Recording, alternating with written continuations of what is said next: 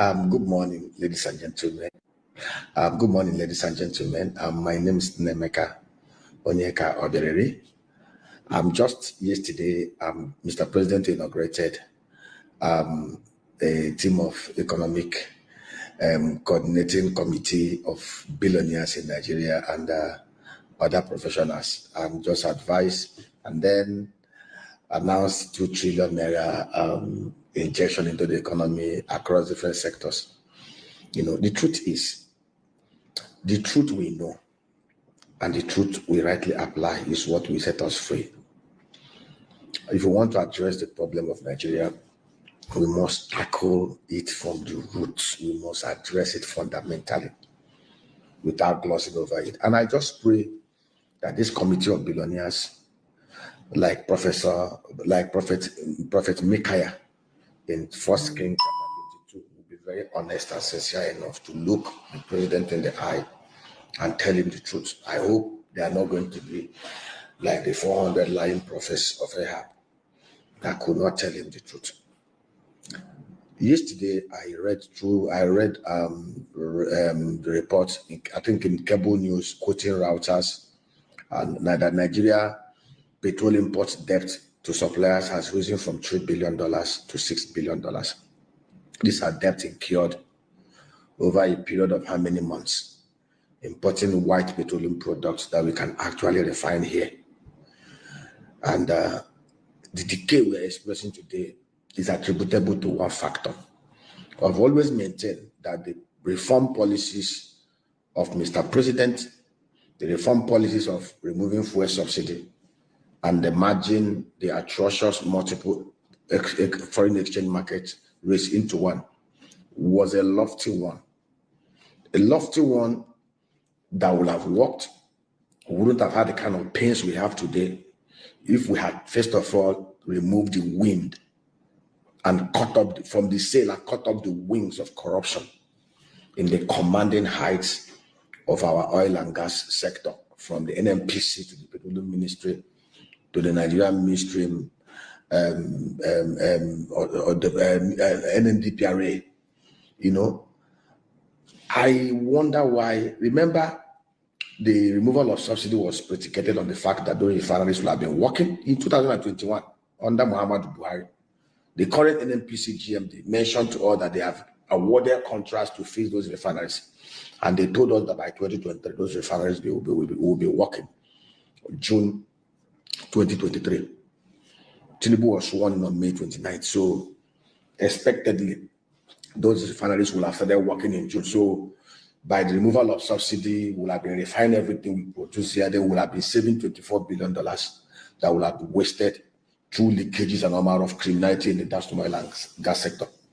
If output of the crude oil had gotten to the level of 2.4 million barrels a day, Nigeria will have at least today been exporting enough and be bringing in revenue into the federation account, so much that we'll have excess supply of the dollar against the demand. And if we have excess supply of dollar against the demand of the dollar, basically it's a law of demand and supply. We wouldn't have been in a situation where today $1 is exchanging for 1,525 naira. Nigeria, by every indication, by every natural endowment of God, is supposed to not to have naira to dollar as more than 200 naira to $1. It's not as if we're a productive country like Singapore, like Indonesia, like Vietnam, like South Korea, where we will have deliberately devalued our currency to stimulate export. We practically import everything, even those things that we could easily bring out here. And that is why it is very shocking. The other member of the committee, Mr. Tony Elumelu, told us, the president said they are going to ramp up crude oil output to 2 million barrels a day. We've been hearing these stories, and I expect these guys to be honest and tell Mr. President what to do. The removal of subsidy, which is not yet removed because we are still paying subsidy, and that is why we have incurred over $6 billion debt, BC, on top of Nigeria. We know what to do. But for whatever reason, those around Mr. President are not telling him the truth. There is no way we'll be talking about producing 2 million barrels of crude every day, when we know since 2015 till now, we've not achieved anything more than 1.5 1.6 million barrels. It was 2.3 million barrels, crude oil and condensate when Buhari became president. For whatever reason, Buhari brought in along with himself, the same league of cankerworms and plagues, inefficiency and criminality that saw the depletion of our crude oil resources. The current GMB of NNPC told us gleefully in 2021 that over $1.9 billion of our crude oil resources are lost to thievery and inefficiency. That is $22 billion every year. The same NNPC GMD told us that the refineries will start working June 2023. Today, those refineries are not working, and they are kicking the can down the road till December. God knows when in December. We don't know whether it's even December 2024 or December 2025. This same thing, both at the Petroleum Ministry, leadership position at the Petroleum Ministry, at NNPC, at NNDPRA, have been there for 9 whole years. They've not been able to ramp up output. How can President Tinubu, Anthony Lumelu, and the rest of them be talking about ramping up output by the same team, by the same leadership team that have been there, people that could not ramp it up in 9 years? Is it now? What magic are they going to employ? It is no hidden secret that the hindrances to us ramping up crude oil output to the level it was when Buhari became president is a combination of corruption, inefficiencies, and all manner of roguery in the system. Under Obasanjo, such wouldn't have happened. Obasanjo wouldn't have presided over a presidency where his crude oil output came down from 2.4 million to less than 1 million, even to 1.5, and people will still retain their job. Obasanjo will not be a president over a country where daily consumption of PMS moved from 28 million liters a day, from a time when Nigeria had a higher purchasing power, to now they are telling us from 50 million to 60 million to 70 million. Even at the time, they even said 993 million liters, depending on how the wind and the demons of kleptomaniacy possesses them. And you see, we are not kids. You can't be telling us you want to do 2 million barrels a day when you are still retaining the same thing that have shown clearly the incapacity, the incompetencies, the lack of integrity, the lack of will, the lack of capacity, the lack of patriotism to do the right things. We know what to do, and we will not stop talking. We will not stop saying the truth. Prophet Micaiah, 1 King chapter 22. Those who are close to Mr. President, go and read 1 King chapter 22. Ahab surrounded himself with professors, with wealthy men, with fake and lying prophets who were telling him what to do. Lying to him, telling him how they prayed and how they prophesied, and how Israel was going to win the war, and how Israel was going to be very great. Only one prophet, Micaiah. And he didn't want to come and talk, and they invited him, and he told them the truth, and they slapped him and locked him away for saying the truth. If Ahab and Jehoshaphat had listened to Micaiah, Israel would have not been defeated, and Ahab wouldn't have been doomed. We can't keep on deceiving ourselves. For us to be able to ramp up crude oil to 2.3 million barrels a day, for us to be able to stop the massive criminality, the massive inefficiency in the downstream oil and gas sector, and make those refineries work, we know what to do. We are not the only oil producing country. Brazilians are not more righteous and honest than Nigerians, but the Brazilian government did the right thing. Just like we did in the NLNG that is working. They divested 70% of their shareholdings from Petrobras, equivalent of NNPC, to deep-pocketed, technically savvy private sector investors, local and global. And today, they do 2.3 million barrels of crude every day from their 15.5 billion crude oil reserve. The revenue of NNPC equivalent in Petrobras is $121 billion annually. Profit of $37 billion. If Nigeria, if NNPC and the rest of the players in the industry are earning up to $121 billion revenue into Nigeria today and refine everything we consume here, naira to dollar won't have been more than 200 naira to $1. And we know these truths. The guys there, from NNPC to NNDPRA to NNPC, administrative position, lack the competencies, the capacity, the honesty to push whatever reform. You cannot be talking about doing reform when you don't have the right team. You can't be talking about winning Champions League when you don't have the likes of Messi and Ronaldo in your team. You pack all out of junks into your team and you're talking about winning. No nation is built on wishes. You don't stumble into success. You don't pray yourself into success. You pray and walk into it. Firstly, we must do the right thing. The first thing President Tinubu must do, if he's very sincere and want to save his government and bring glory to his government and to Nigerians, clear the stable. All the people that Buhari in place at leadership position at NNDPRA, NNPC, everything, clear them, sack them, send them away, and bring in capable people. Then we have patriots in Nigeria who are capable professionals that can do this job within and outside Nigeria. When you have done this, appoint group of investment bankers, Bank of America, Merrill Lynch, Goldman Sachs, Chapo hit their hands, Stanbic Capital Market. Let them start the process of divestiture of federal government shareholding, 60 to 70% from the NNPC, just like Petrobras, Aramco, and the rest. Bring in deep-pocketed investors with technical capacity.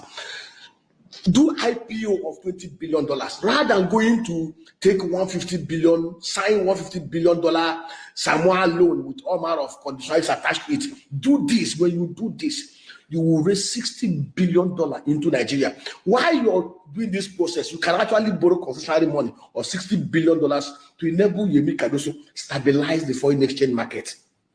When you have done this, I bet you in 6 months, with the transparency, the injection of efficiency, the honesty and professionalism in that sector, NNPC will become like Petrobras, will have corporate governance like Nigeria Liquefied Natural Gas, and the refineries that have refused to work will work. We know why it is not working. It is corruption.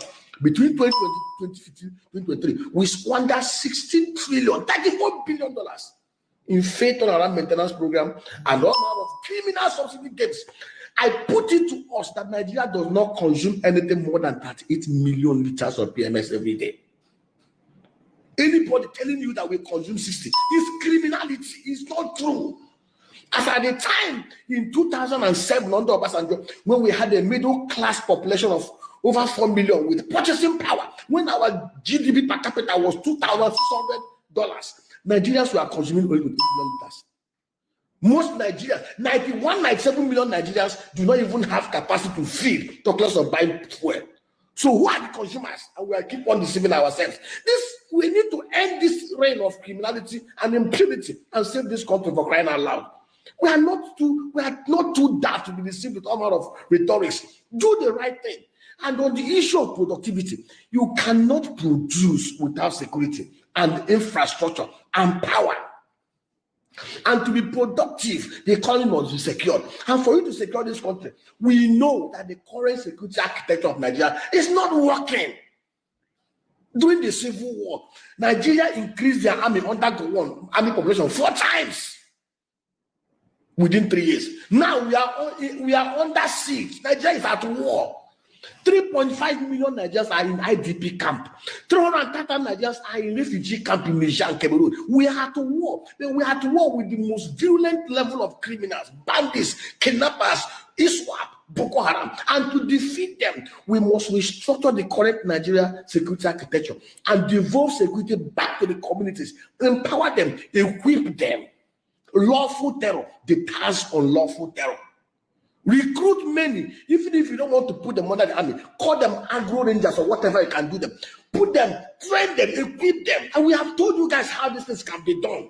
We've shown you the numbers in black and white and the effect. In every of the electoral world, we can have 1,000 hectares of agro clusters, mechanized, industrialized agro clusters across the whole value chain. This country can produce and export nothing less than $375 billion worth of non-oil revenue annually. We can do it.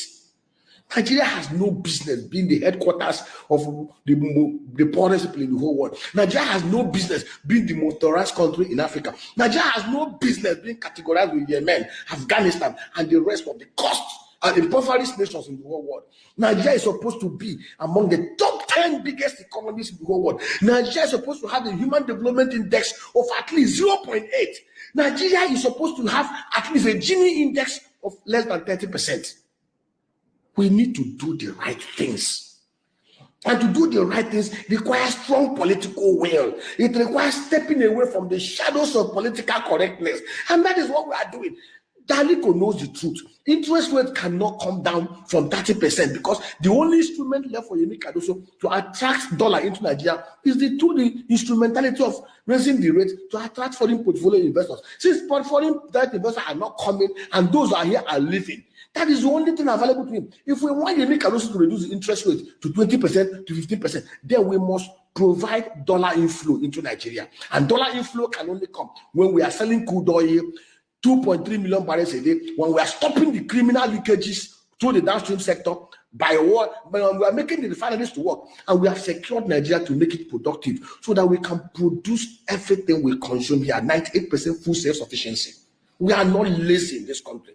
The only problem we have, many of our those who call it are so selfish and heartless. You guys lack compassion, you lack empathy. You think we are babies you can deceive with all this rhetorics. Aliko Antonio, tell Mr. President the truth. You guys know the truth. Stop pussyfooting. Tell him the truth. If you tell him in secret, he cannot listen. Come out openly and say it. You guys are too big and too wealthy for anybody to suffocate this country. Help us. We need help in this country. Mr. President, do the right thing and let God bless you and bless Nigeria. Thank you. Honestly, I'm just here for the AT&T business internet. It's super fast. I downloaded 8.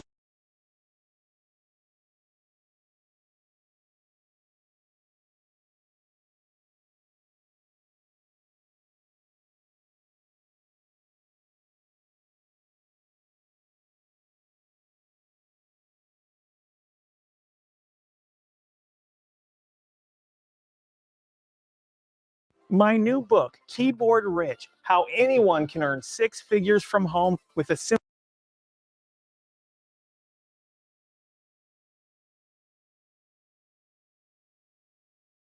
Tonight to the wounds of Nigeria's Labour Party, which, to be fair, are deep. And so far, it's not clear what it will take to heal all the chaos and division that's brought the party virtually to its knees. The party, of course, came from nowhere into the mainstream of Nigerian politics, but then having got there, it headed off away from the mainstream, vacating that landscape and leaving it almost entirely to the ruling APC. But now, according to its 2023 presidential candidate, Peter Obi, the process of healing has begun. He's been attending meetings, trying to bring all the warring factions together amid a lot of soul-searching. And he's borrowed a leaf from the leader of Britain's Labour Party and new Prime Minister of the UK, Keir Starmer, who said that the battle for trust is the battle that defines our age. That is why, he said, the UK Labour Party campaigned so hard to demonstrate that they are fit for public service. Service, Mr. Starmer said, is the precondition for hope and the guiding principle for an effective government. Country first, party second. A message that Mr. Obi's supporters say he's been trying to echo.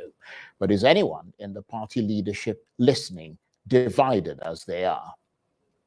We've deliberated on what we think we need to, for me, I've listened to this side, I've listened to this side, and we'll go on consulting within the stakeholders, which involves a lot of people. So why have we wait forward? Whichever forces that is involved, we will resolve it. External and internal, we will amicably resolve this to the greater interest of Nigerians, not just Labour Party, where we'll start caring about what concerns Nigerians. Peter Obi there. Well, for more on this, I'm joined now in the studio by the spokesperson of the Obi Dati campaign organization in 2023, the chief spokesperson person, in fact, Dr. Eunice Tanko, who is the current spokesman for the P2B Media Reach Group. Thank you very much indeed for joining us. Thank you very much for having me, Charles. So would you describe the last 24 hours as pretty hectic for you guys? And highly productive. Right. Well, we'll get to the productive bit, but let's start with the difficulties. How challenging a day was it for P2B trying to bring all these warring factions of the Labour Party together? Yeah, let me first of all congratulate the Labour Party in the UK for that particular landslide victory, and then I hope it serves as a bridge builder within Nigeria and other Labour Party around the world. The challenges are quite huge because as a leader, when you sit, even in your common sitting room, you hear all sides of the divide. Some even sit down and create and concoct issues that has no bearing whatsoever, with no very viable fact, but insisting that it's something that that particular leader must buy into. So therefore, for His Excellency, thank God he has a quantum of experience, and it's kind of a person that really sit down and think deeply at every single information that comes to his desk, and then to take a decision. And that is exactly the process in which he is taking at the moment. Because knowing fully well there are individuals who may not necessarily even be interested in the Labour Party, nor be interested in him as a person, or whatever he stands for, but rather, okay, let me continue to infuse different ideas into his head in order to cause chaos. But now, he is taking the bull by the horn. So, okay, let us even listen to everybody. Let's listen to your own reasons for taking this particular stand. Why do you have to go through this to get to this particular level? And the first point of call, of course, will be the Labour Party itself. Meeting the leadership, getting to know their pains, and understand the dynamics within the party. You also excuse His Excellency for the part that he came into the party. Definitely he must have studied the party. But of course, when you are coming into a party, he's a new kid on the block. And really, a lot of the issues within the system may not be fully availed to you at a particular point in time.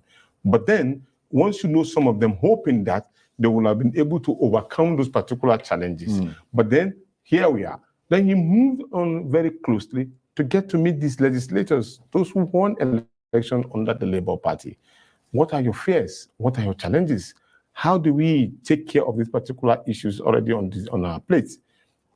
And he made this executive governor the only governor, the performing governor that we have. So were they all in attendance? No. Or he met them separately? He made them separately. Right, okay. Because when you meet people separately, they will be able to tell you exactly what goes. And they have ample time to really explain to you what they really think is wrong. So having met all these different parts of the party, not just the warring factions, but also the if you like, the successful parts of the party in terms of winning elections and who are now participants in the governance of this country.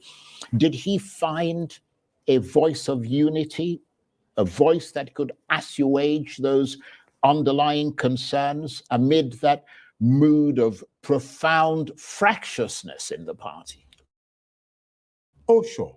Because when you try to bring out all of the venom in you in terms of anger, at the end of it all, what you say is that, look, I want us to win elections. I want to have a strong political party. I want us to look at how to build the party. And this is a word that resonate within the whole different factors. Nobody will tell you that I want to destroy the party. He will tell you that his interest is to win. The obedient movement, which is the key integral part of it, are eager to have a political party that is different from the whole lot.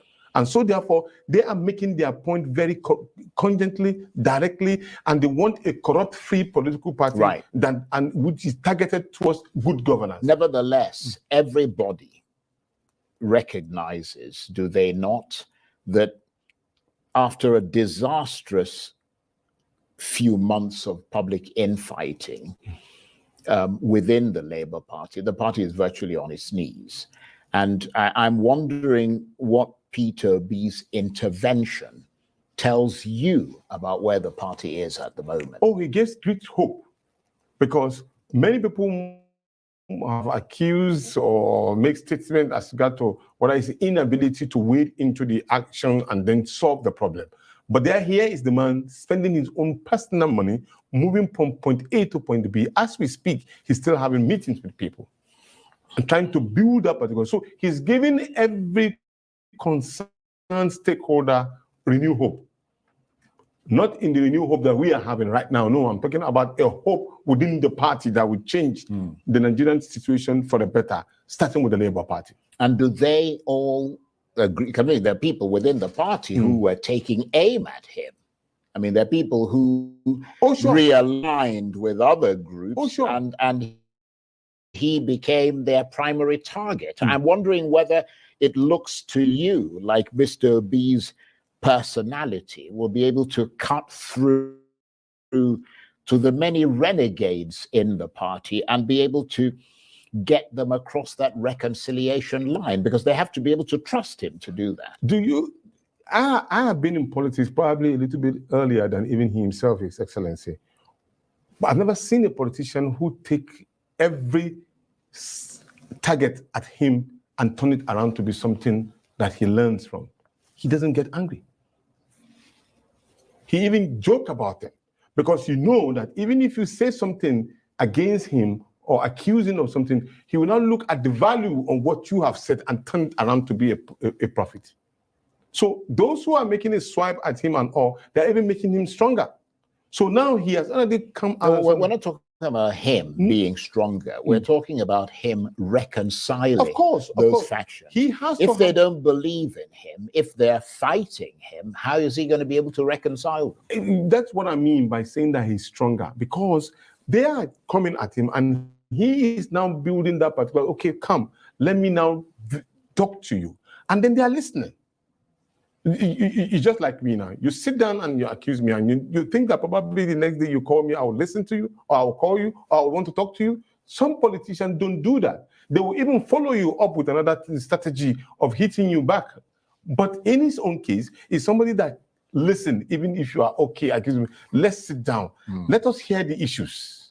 Then we yield to superior argument. He is more concerned very vehemently as regard to the situation of the Nigerian people at the moment now. And he always says it.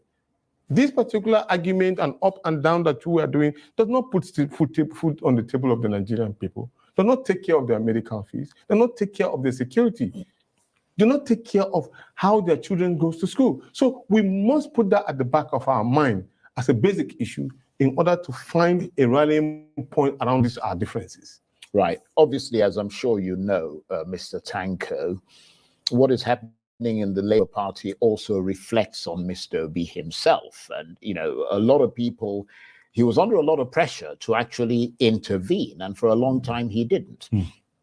And what was happening in the Labour Party was calling into question his own governing competence, because the feeling seemed to be that if he can't unite his party, if that unity is in tatters, how can he be trusted to run the country in an orderly fashion? But you know, amazingly, I would disagree with quite a lot of people, because they don't know what he has been doing. Quite honestly, they don't. And I'm telling you, so he's been doing things behind the scenes. Of course. So why is he doing it in front of the scenes? Now, because already the situation is getting more complex. After making all of those particular attempts, now let us take this issue frontally. If I've used a kinetic solution and it's not working, let me use the stick and carrot approach and see whether it will work. I'm just giving a scenario. Right. So now you are not coming out and say, look, I am here.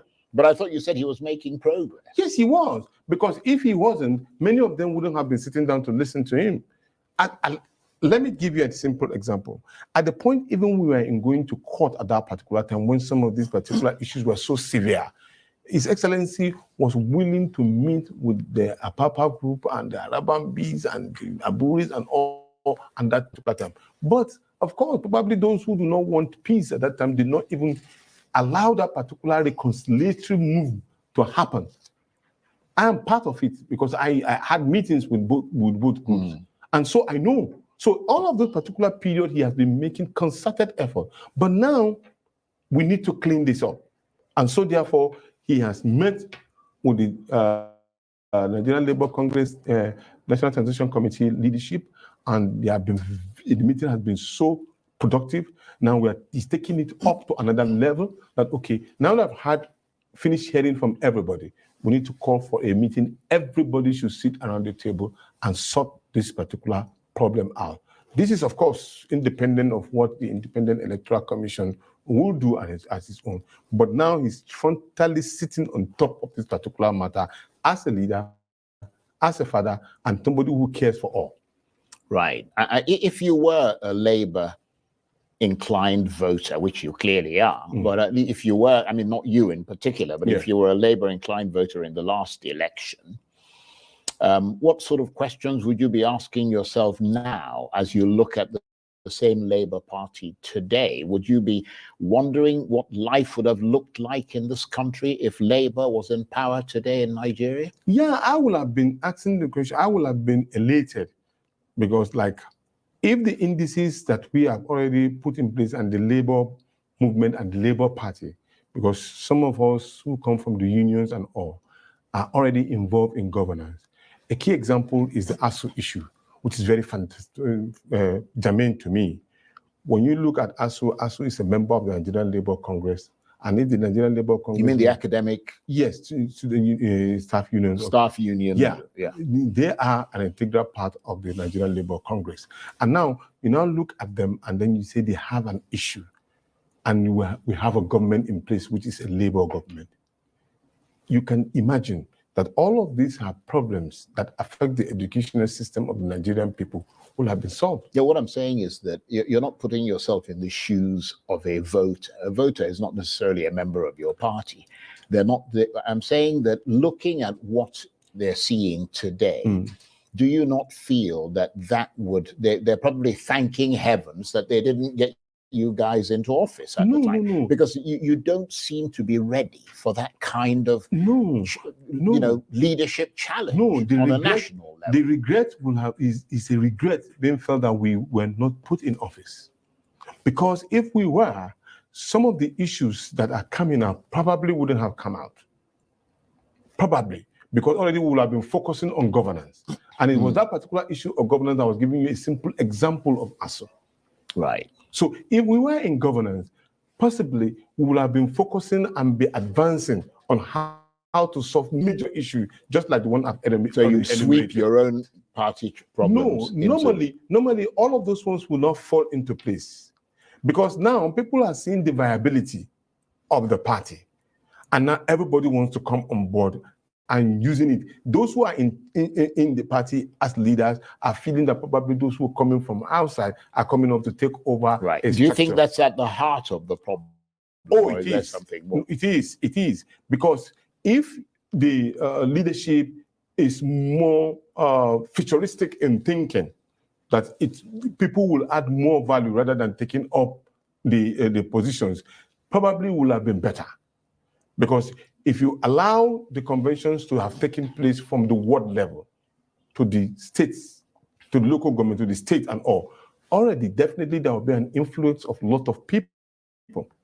They'll be justing for position in trying to make the party more viable. And you know the most interesting thing, these issues are solvable because it doesn't stop the incumbent from running for elections.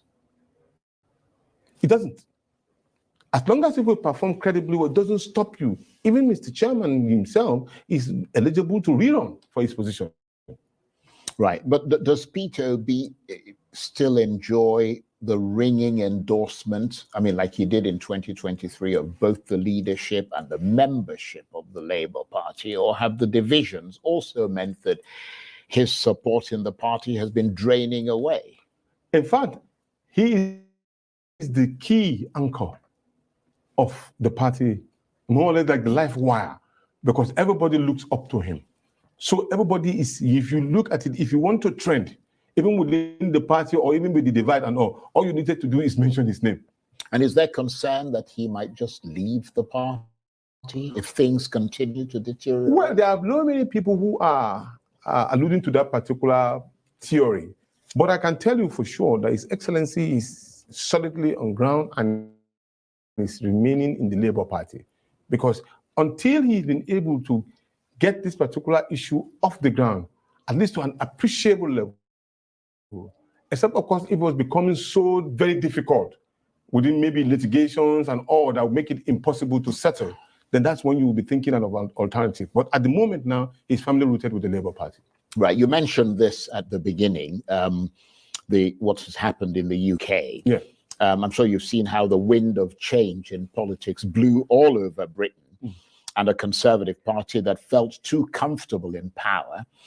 And that wind has now brought in the Labour Party there. And of course, we might see similar results in France with this weekend's elections, but of course, going the other way, which is to the right. How do you rate the chances of that wind of political change blowing across Nigeria in 2027 in favor of the Labour Party? Clearly, it won't be a walk in the park, given the challenges that you face today. And I mean, let's face it, it's still 3 years away. You know, it's a lifeline. For a Labour Party to have won this landslide, it shows you that when you are organized and united for a common fight, and you know that that particular thing will take you to a destination, it gives you a soul-searching situation for whoever or anybody or any group within the Labour Party to start thinking that, look, this thing is possible. So therefore, whatever it is that I'm running after, I need to change my negative thinking. Right, but the circumstances in Nigeria are different, of course. We have a worse situation. Yeah, that's what I mean. You've got issues of, you know, whether you've got the vote is free and fair, whether all kinds of things that they don't have to worry about in the UK. Charles, it really don't matter to me. Let me explain. When you are making a revolution by vote, you challenge every of the system. Every part of the system become challenged. Because, like we usually say, there's an obedient in every home. Today, yeah, but that's what you tried to do in 2023. Yes, and because it didn't work. Right now, everybody is feeling the pinch and feeling the pain, and you are looking for solution.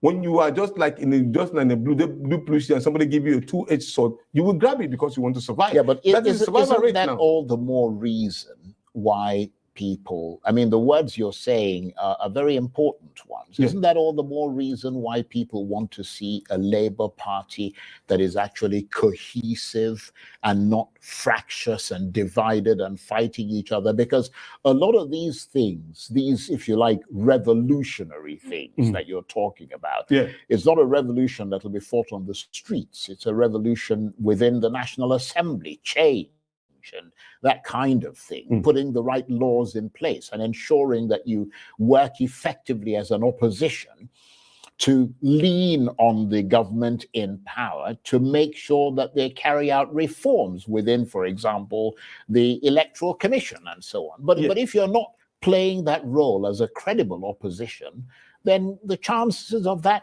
revolution that you talk about are just will never come. Now, that is the systematic way of getting these things done. I'm talking about the mindset that have already put you in a perpetual poverty. Now you are looking for a solution. Let me give you an example. When you go to vote, there's somebody that gives you a ballot paper. There's somebody that gives you a thumb printing ink to thumb. There's somebody who ought to count. There's a security man, two of them stand with you. And at the same time, by the time it's collated, there are people who collate and then pronounce the result. At every interval, there are people, they are not spirit. And each of these particular individuals are affected with the sitting situation in Nigeria. Now, if you decide that you know that there's a right candidate that ought to have been voted for and people are voting for that particular candidate, or the processes in which that election should take place, which bring in the best candidate and reduces the issue of confrontation and argument, and you know it is under your hand, and you know it's your contribution, and if you do the right thing, it will reduce the problem that you are facing. That will have been a general the challenge, of course, for you is that you are a political party. And therefore, you have to do things within the sphere of politics.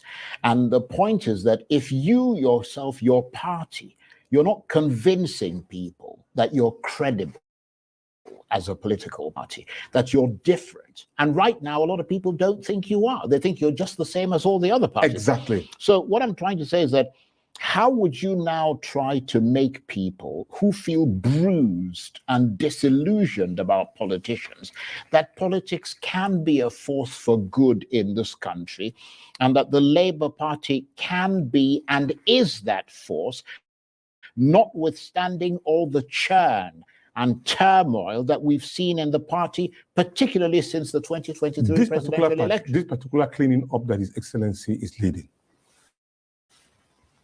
And you give a very seemingly open and transparent process of saying, look, I'm listening to every differences and we are now working together and collapsing it together and say, look, this is the best way to go. We breathed out a blueprint and everybody has agreed now to a particular process of rebuilding the party. And then INEC give a stamp of authority on it. And then we follow suit. That will rebuild the whole party. Well, you have to admit that it's been one trauma and one drama after another, and the Nigerian people, including those who supported you in the last general election, are sick of it and just want you to get on with trying to rescue this country and not having a daily drama show. Well, normally in a political situation, things like this come up and it exhumes and they bring out for you to know those who are serious within the party and those who are mediocre and those who are coming to come and cause destruction. By the time you'll be able to collapse this together and be able to distill and get the right people on board, it helps you.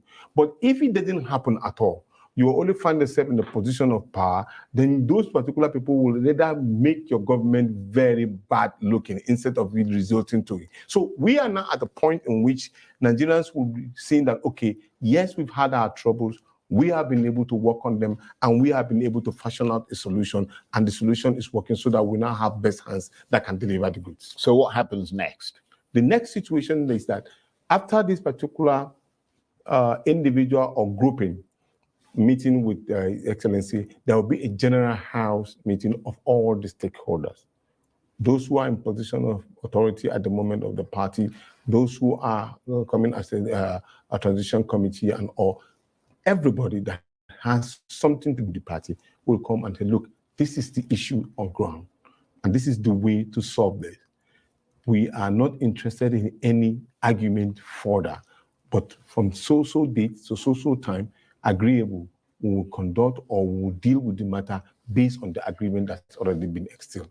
That is the next issue on the table of His Excellency. Okay, we'll be watching very closely. Thank you very much indeed for coming to talk to us about it. Dr. Eunice Tanko was the spokesperson of the Beat Dati campaign organization in 2023, and he's the current spokesman for the Peter Obi Media Reach Group. Thank you very much indeed. Thank you very much. And God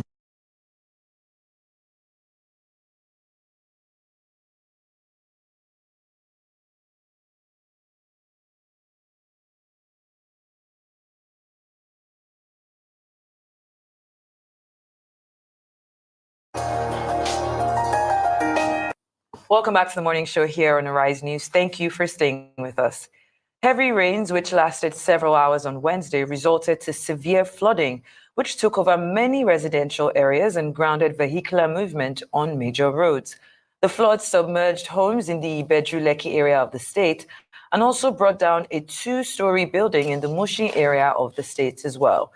Thousands of residents have been affected by the floods, while some pupils could not attend schools in some parts of the state.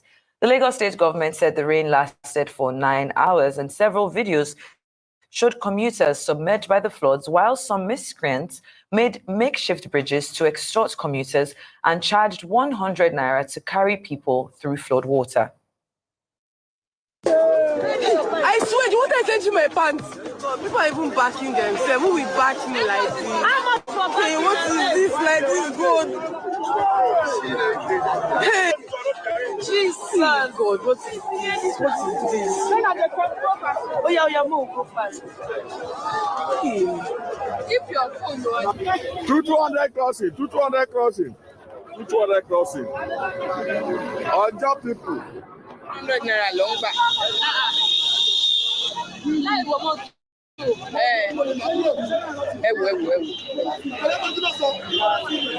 collecting 100 naira on each person to take this passage. This is straight fare under bridge. Pay 100 naira before you can take the passage. And we have president in this country. We have President Tinubu. Look at their faces. We're now being joined here to have a conversation around all of that. We're now being joined by Gbadebo Rhodes Vivo, an architect and former standard bearer of the Labour Party in the Lagos State during the 2023 elections. Good morning, GRV. Good to have you join us today. Good to see you on Thank the show. you. All right, let's talk about what has been trending since Wednesday, the flooding issue in Lagos State, and your contributions during last year's debate, in which you had some ideas as to how to deal decisively with this sort of a thing. It's been trending, people have, removed clips from that, and it's been, trending since that time. But let's start with your position on how Lagos State government machinery dealt with that 9-10 hours of heavy rainfall that caused all the brouhaha that people witnessed. Do you think that it was insufficient? Do you think that, what's your assessment of what happened, and which areas do you think that, they dropped the ball or that they could have done better? Okay. So I want to start by painting a background, which is the fact that this same group of people have been in charge of this state for almost 24 years, right? In terms of party. In terms of party. Not people, not the same people. But they have a blueprint. They have a plan for the city. And this plan has been in existence for some time. Okay. Now, Lagos State is also listed as one of the fastest sinking cities in the world. And it is said that by 2100, most of Lagos will not be habitable with the current state of things. Now, when you look at the fact that every year we deal with this same thing again and again and again, people are losing possessions, businesses are being completely destroyed by floods. Think about how many cars have to have their engines replaced and significant damage were done in this economy. We go through this every year. We know that we are a low-lying coastal city. I have not seen any forward-thinking, visionary intervention that this government has done. For the most part, they are reactionary. And even the reaction is mediocre at best. And I'll explain why. But you see them excel exceedingly well when it comes to demolitions across the state.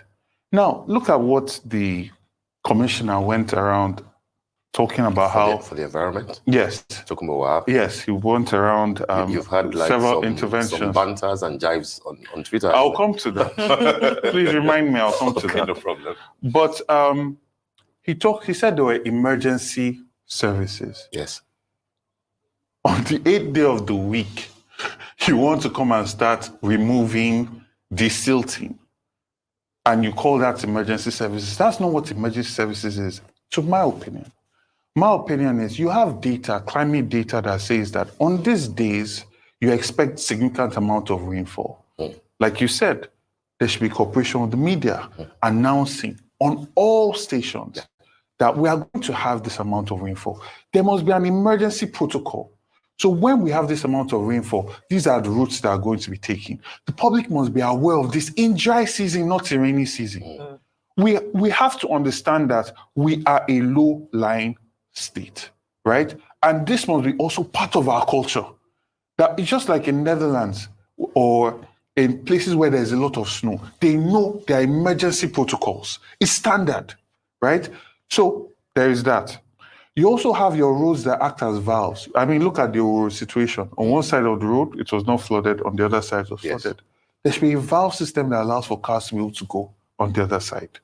This is long-term planning. And then also, we must have a wetland protection policy. I think this is one of the things that were highlighted during the debate. Yeah. The commissioner says that there is a wetland protection policy. You don't think there is? There's a draft. If there's a wetland protection policy, we should have a list of all our wetlands. It must be published. And then we must look at what the government has done to protect the wetland. It's not enough to say, don't build on the wetland. Because wetlands are nature's natural sinkholes that absorb a lot of water. The problem is we've had haphazard sand filling all across Lagos State, right? That has limited the amount of water that can be contained and water going back out to the rivers, or to the lagoons, or to the water bodies. Now, you look at a place like Lekki Conservation Center. Nobody can just go and encroach and build there. That's true. Why? Because it's a wetland, and even though it was public sector driven with partnership with the state government, but a use has been done to it. Now, when you identify all your wetlands, you put a use to it. So, for instance, you can have solar farm, have leisure facilities, you can have a park. We must get into the understanding that Lagos State needs to become a sponge city. Must live with water, not fight with water. Because you see the problem of fighting on water, and this is what really breaks my heart, is that the people that are going to pay the most for the incompetence of this government are the poor.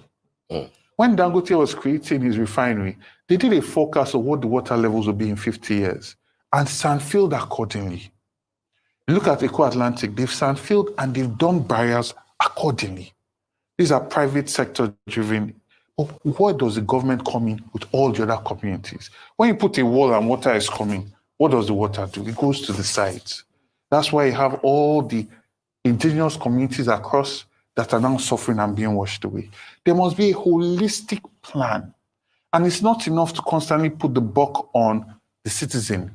Oh, you're dumping waste in the gutters. Our governor and Mr. Wahab, they travel frequently. How many open gutters do they see in London? How many open gutters are they see in New York? Dubai. And Dubai. And when you understand that, okay, across Lagos State, not everybody has the ability to pay Loma. There must be a different plan for those in Ikoyi, to those in Ajeremi Feludo, to those in Agege, to those in Mushin. Because the cost of the damage to the state is far more than the money that they'll make from Loma, from billing these people. And this is their approach. I want a government that is forward-thinking, considering that Lagos State is listed as a sinking city. Look at GCAN system in Japan. They have silos that are 65 meters high, 35 meters wide, linked by 6.4 kilometers of pathways underground. They have pumps that can pump out 200 metric tons of water into the Edo River in a second. Yeah, but Japan, some parts of Japan still get flooded. But these are their solutions. You are seeing forward-thinking solutions. The level of flooding that they are planning for is something that happens once every 200 years. I put up a post about the McGregor Canal that was built in 1903. Yes. It was 7 meters wide at that time. At that time. That is forward thinking. So I want to see a visionary government that is working on the CDAs, working on the local government, that is not cleaning canals based on a central body, but the local government is empowered, the CDAs are empowered to make sure their canals are flowing. That creates a waste management system, a real waste management system that allows for people to see value in their waste by separating their waste from their homes, so that people are actually gaining income from the separation of their waste. They treat their waste a lot more differently. I want to see our gutters covered. And I want to see almost a dock-like army that is desilting gutters consistently every week, not waiting for rainy season. You see, all the desilting that happened last week, the rains came, all that dirt goes back in. It goes back in. So even in their reactionary measures, it is mediocre at best. And this is now a situation of, I can say life and death. A young man, Joshua, lost his life in Ikosi, in Kushofe. And this is just this time. There are people that lose their lives in rainy seasons, right? So we need much more forward thinking. We cannot be pedestrian. We are not, I understand that other states, like you highlighted, are affected by rains. right? But we are peculiar. They are not listing those states as sinking cities. That's right. So our leadership must be visionary, understand that this is a major problem that must be solved. And that's my opinion on it. I feel that EIA and SAFIN, because there's a lot of greed with developers. And it seems that once developers are in tandem with the state government, they are giving free range to just sandfill. I mean, look at Ilubirin. Look at the effect on Adeja Daily. Now they say, yes, they've been canaling the water, fine. But a lot of people lost their homes. What has been done there, right? And this is happening all across Lagos, Eco Atlantic, right? If this water level rises, they'll be fine.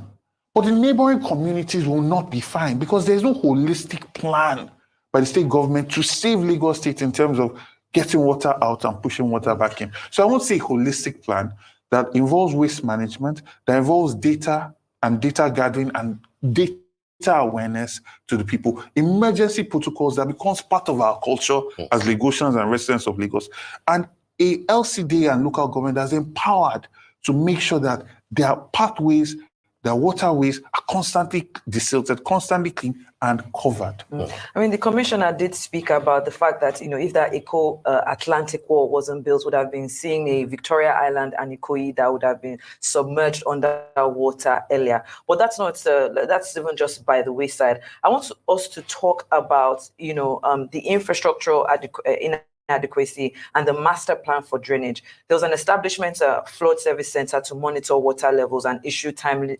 notices. Mr. Wahab also confirmed that. But when you think about the government saying that there's a comprehensive master plan for water drainage, and the recent flooding now, of course, suggesting otherwise.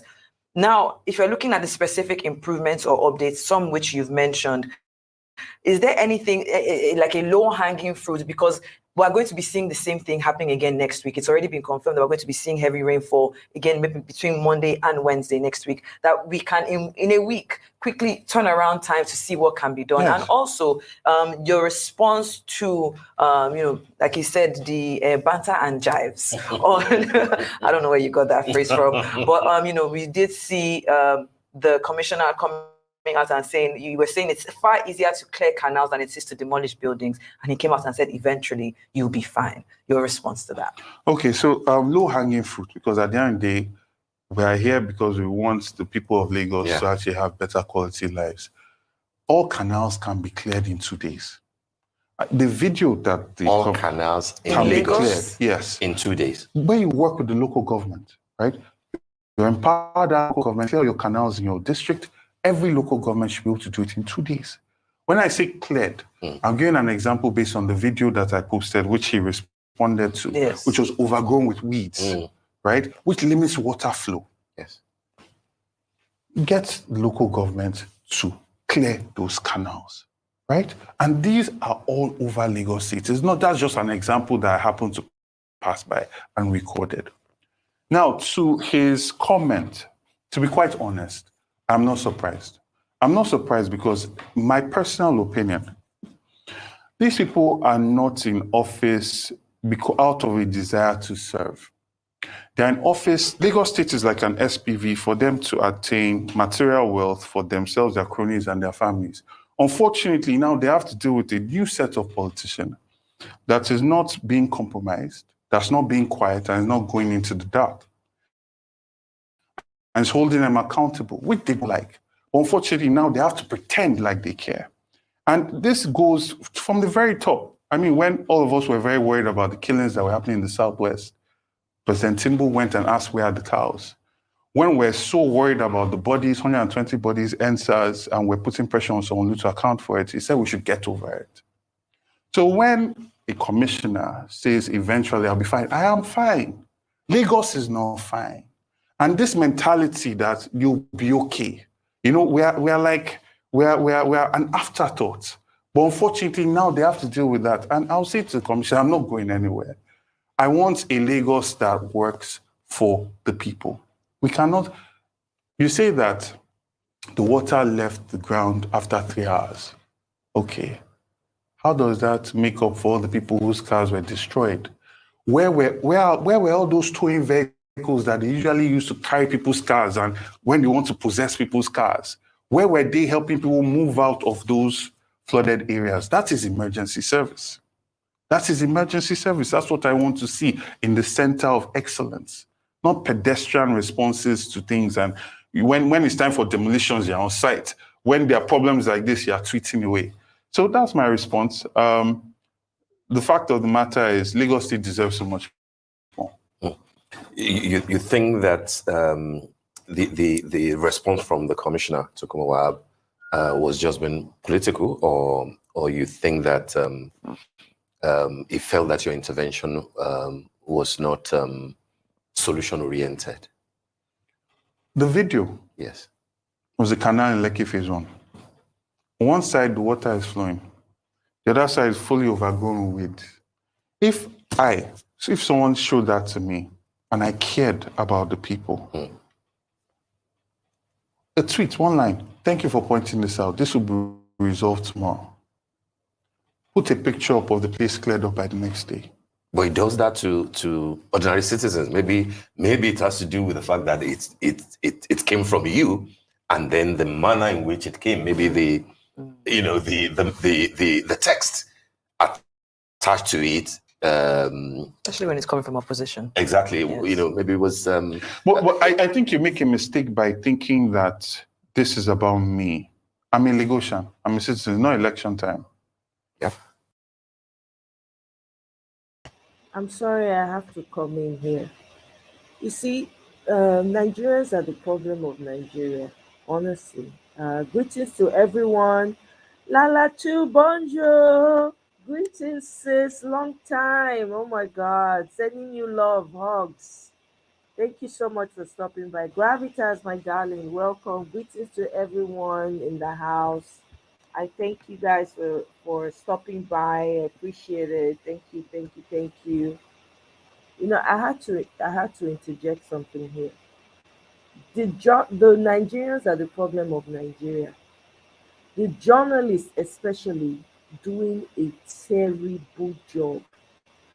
This man, GRV, just explained in details the type of work that is involved in cleaning out the gutters and making sure so that when it rains, it's not heavily flooded in Lagos. Clearly, this guy has the blueprint of how to make Lagos a much more decent city. What are the journalists saying? They have now become the mouthpiece of the government. They're saying maybe it's the message, maybe it's because of where it came from, and then the lady journalist says, maybe it's because the tone, the message attached to the Adefi headache. These people don't have any clue until the mayhem that is going on in Nigeria starts to show up, unfortunately, on the doors of these same people that ought to be speaking out for the vulnerable ones. They will not learn. I have been observing. I'm like, Nigerians are, as long as it's not affecting them directly, they do not give a damn. They don't. In a way, I'm happy that it's Agbado that is there. To be honest, Nigerians are wicked people. We are wicked. No, nobody can tell me otherwise. We are very wicked. We only care, it's only about me and my family. Capitalism has done a number on Nigerians. Capitalism is the worst form of government for Nigeria. A society that treasures family values, extended family values, we impose capitalism on them. It's dog eat dog. Look at what these journalists, they're so afraid. Their mouthpiece, they're like, maybe it's the message that was attached to the tweet that you sent. Are you kidding me? This guy just laid out what can be done so that there'll be no flooding in Lagos. Even if there is, it will be minimal. And these people, you are more concerned about how it is said. Who do us for Nigeria? Who do us? Even if GRV as a claim is the opposition, especially when she said especially is an opposition. Are you kidding? You people know what opposition is. Nigerians, we have a long way to go. I'm not making it. We have a very long until Nigerians start to eat bone to bone. They're not good. The protest they were supposed to protest for EFCC, some goons, some people who lack value in their lives came out and staged a protest. Hey God, against the normal protest that should occur. Meanwhile, the EFCC protest that they had in many people did not come out. And they are raiding people's homes. These people will come into your houses, whether na morning, whether na afternoon, whether na night, they go break down the door. I'm sure you guys saw the video of how they break down into this girl's house, slap this young girl. Oh, Nigerians are wicked human beings. Wicked. People see what is going on in Nigeria, what EFCC has now turned to. The answers that you were crying about 2020 is showing itself up again. People cannot sleep at night. They cannot sleep in the morning. The people will just, EFCC people will just enter people's homes and start harassing them. People with conscience decided, let's go and stage a protest. At least, let's choose our battles. People did not freaking show up. Meanwhile, the people on the other side came out and they were saying EFCC is doing a good job. Nobody should try and do this to EFCC. You should leave them alone. That is the country that we are living in. And somebody will come and tell me that Nigerians, that it will be all right. It can't be all right. If I can name a few of the things, and this is just touching the surface. There are no human rights in Nigeria. If you have more money, you have more power, you can deal with anybody anyhow you want. Everybody they flex muscle for Nigeria. Somebody who knows somebody who knows somebody. Selfishness, greed, innocent people losing their lives every single day in Nigeria. Every single day. Even babies are not safe in Nigeria. Babies are not safe. Forget women. Women are tools, man. You don't have a voice as a woman. A lot of people are crying on the inside. They cannot cry out because of fear of what the society will think of them, what government will do. There's a lot of injustice that has gone undealt with in Nigeria for far too long. This is karma. The biggest form of karma is happening in Nigeria.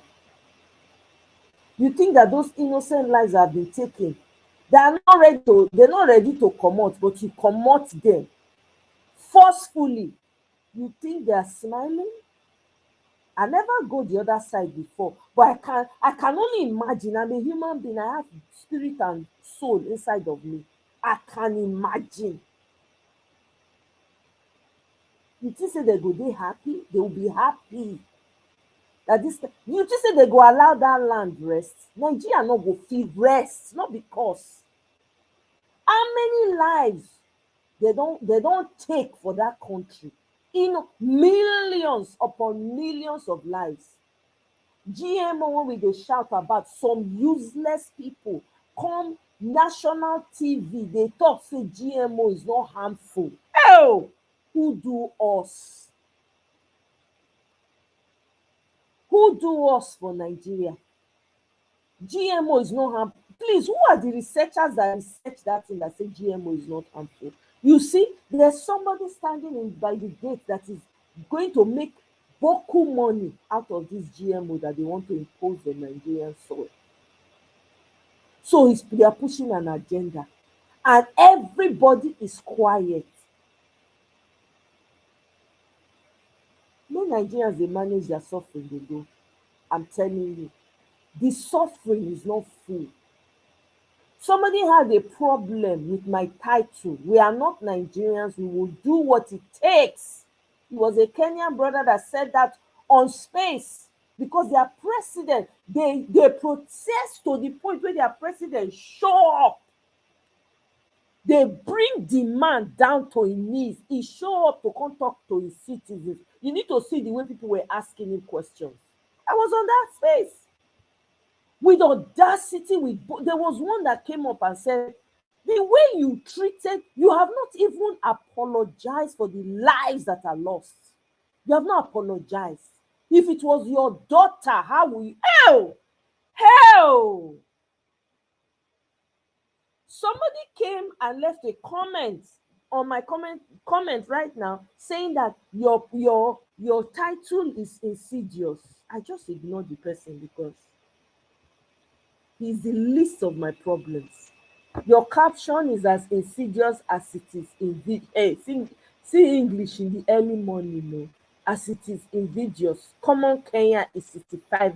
Come on, Kenya is 65 million. Nigeria is over 200. All these ethno-religious piper states, whatever that means. Come on, Kenya. Oh, what is the color of your problems, Nigeria? Nigeria. This is why in a way, Agbado should continue. He should increase the suffering. Oh my God. Nigerians are not ready. We have not, it is deplorable. We are at war in Nigeria.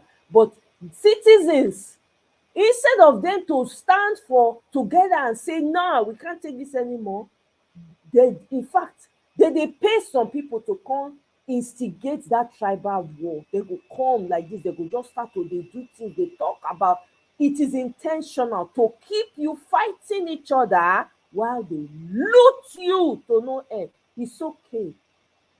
Now here we are observing everything. We will be the storytellers. We shall tell the story. We shall tell the story. Hey, oh! We continue with the news. They talk about me playing politics. These were people that were forming lies and propaganda. I mean, what would Goodluck Jonathan say?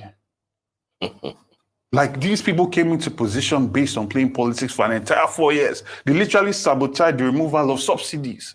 They've come out to confess that they knew subsidy had to be removed. They sabotaged it. That is playing politics. I'm not doing that. I showed you a canal. Dr. Kadi yes, said, I'm showing you a canal. Overgrown with weeds. Clear it. It's your job. It's your job. Clear it. Not this kind of nonsense, immature kind of post. I mean, you're a government official, for goodness sake. Will you monitor that canal? What if by tomorrow, your people around there, send you another video or picture and it's been cleared? Let him clear it. This is his job. We should not be clapping for mediocrity. It should not be there in the first place. Do your damn job. You're making so much money, constantly talking about IGR this, IGR that. What are you using those monies for? Why should people constantly deal with this every year? Flooding, destruction of properties, destruction of cars, and just problems. There are people that went to work, they were queried yesterday. There are people that could not get jobs done, businesses, things were affected. Why?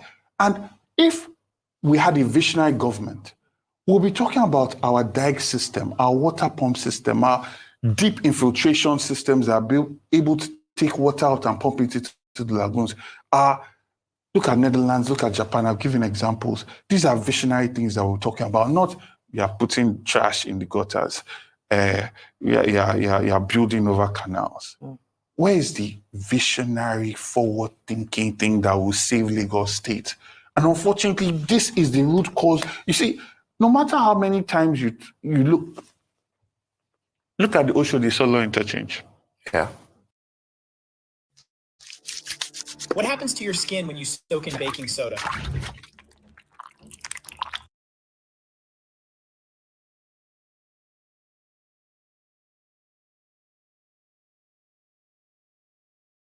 So that I was proud of Governor Ambody. I was. It was visionary. It was beautiful. But to see train waddling through water in such a development that I believe cost between $50 to $70 million at the time, I am not sure, but I think to those numbers, and see that there was no visionary plan for getting water out of such a beautiful, beautiful development is heartbreaking, right? So I want, the whole point of opposition is government, you can't do this. Keep government on the toes. Yeah. And it's for the betterment of the people. Yeah. If Mr. Wahab goes and removes that thing, it's for the betterment of the people. It's not for Gbadebo's rival. It should be so down that we lost a life. He should be so down with the amount of engines that were destroyed that he should not even be thinking about those kind of comical jokes, whether it comes from Satan himself. Because he is here to serve the people. Right? And it's very disappointing. And but the core of it is that these people are not here to serve. It's not that they care. Unfortunately, they are being forced to show they care. They're being forced to be accountable. It's not something they like. They are not bothered. That's why over 24 years of their plan, we have the same story again and again. And I'm telling you, you look at Latif Jackson, they will say it changed education system. We look at the military, we'll say third mainland bridge. We look at these people, IGR.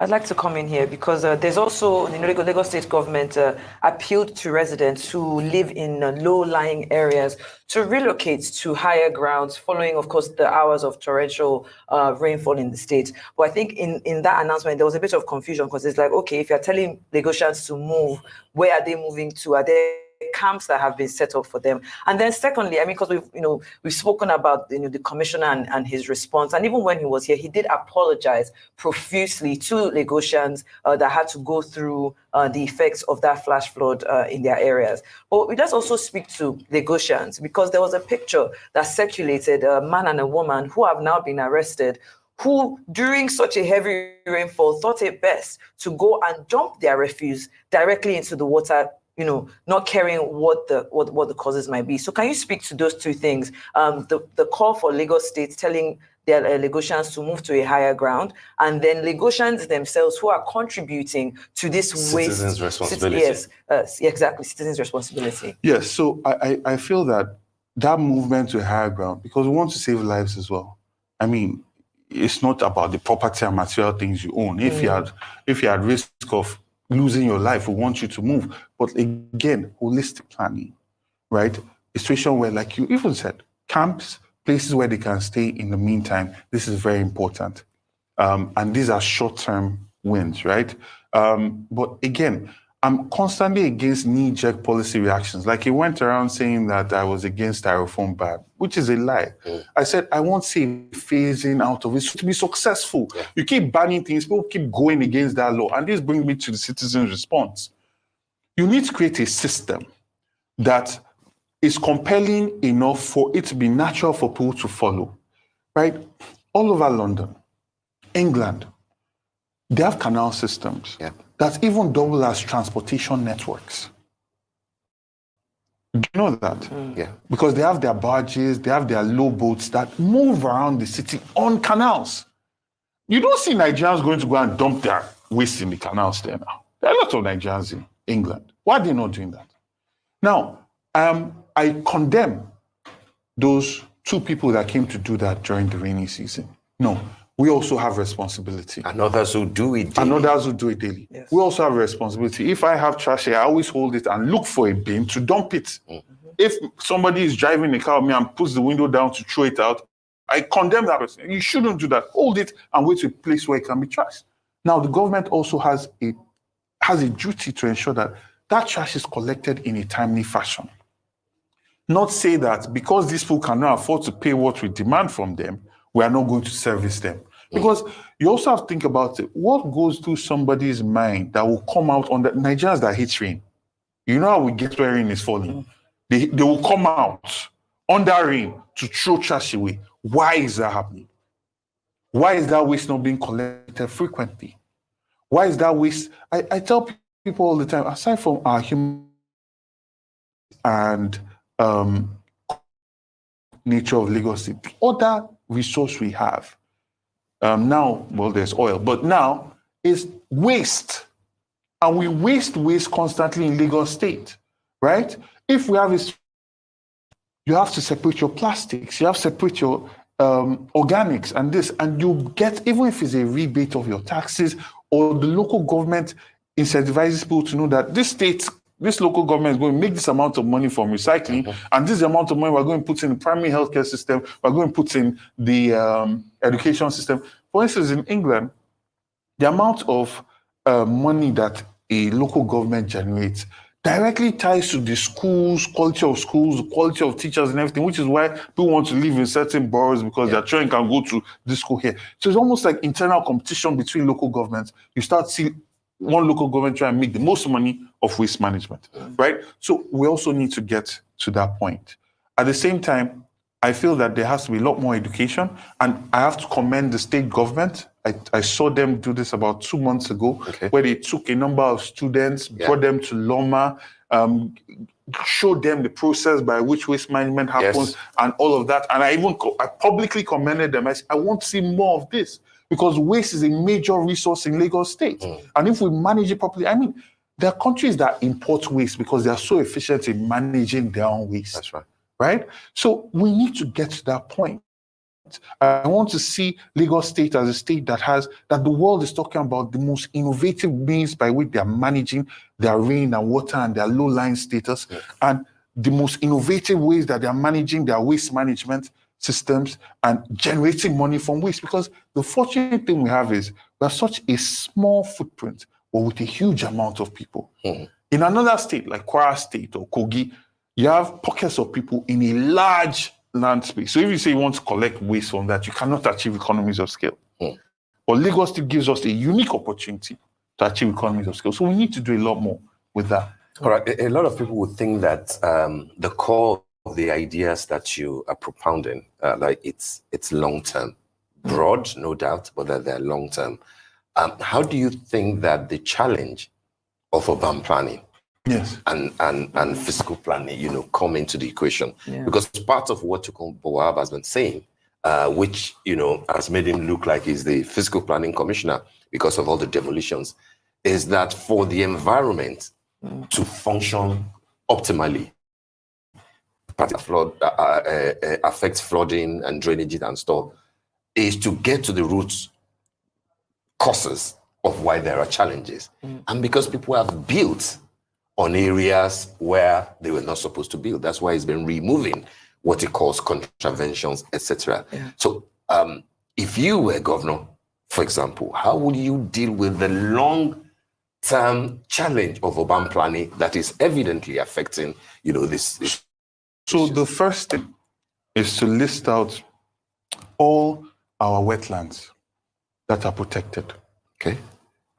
They must be sacrosanct. I keep saying this because there are places that were called wetlands, and then you look at... I'm asking, so that you don't lose track of the point. I'm asking precisely how you would deal with the issue of demolitions of houses that have to go in order for you to get to the long-term destination.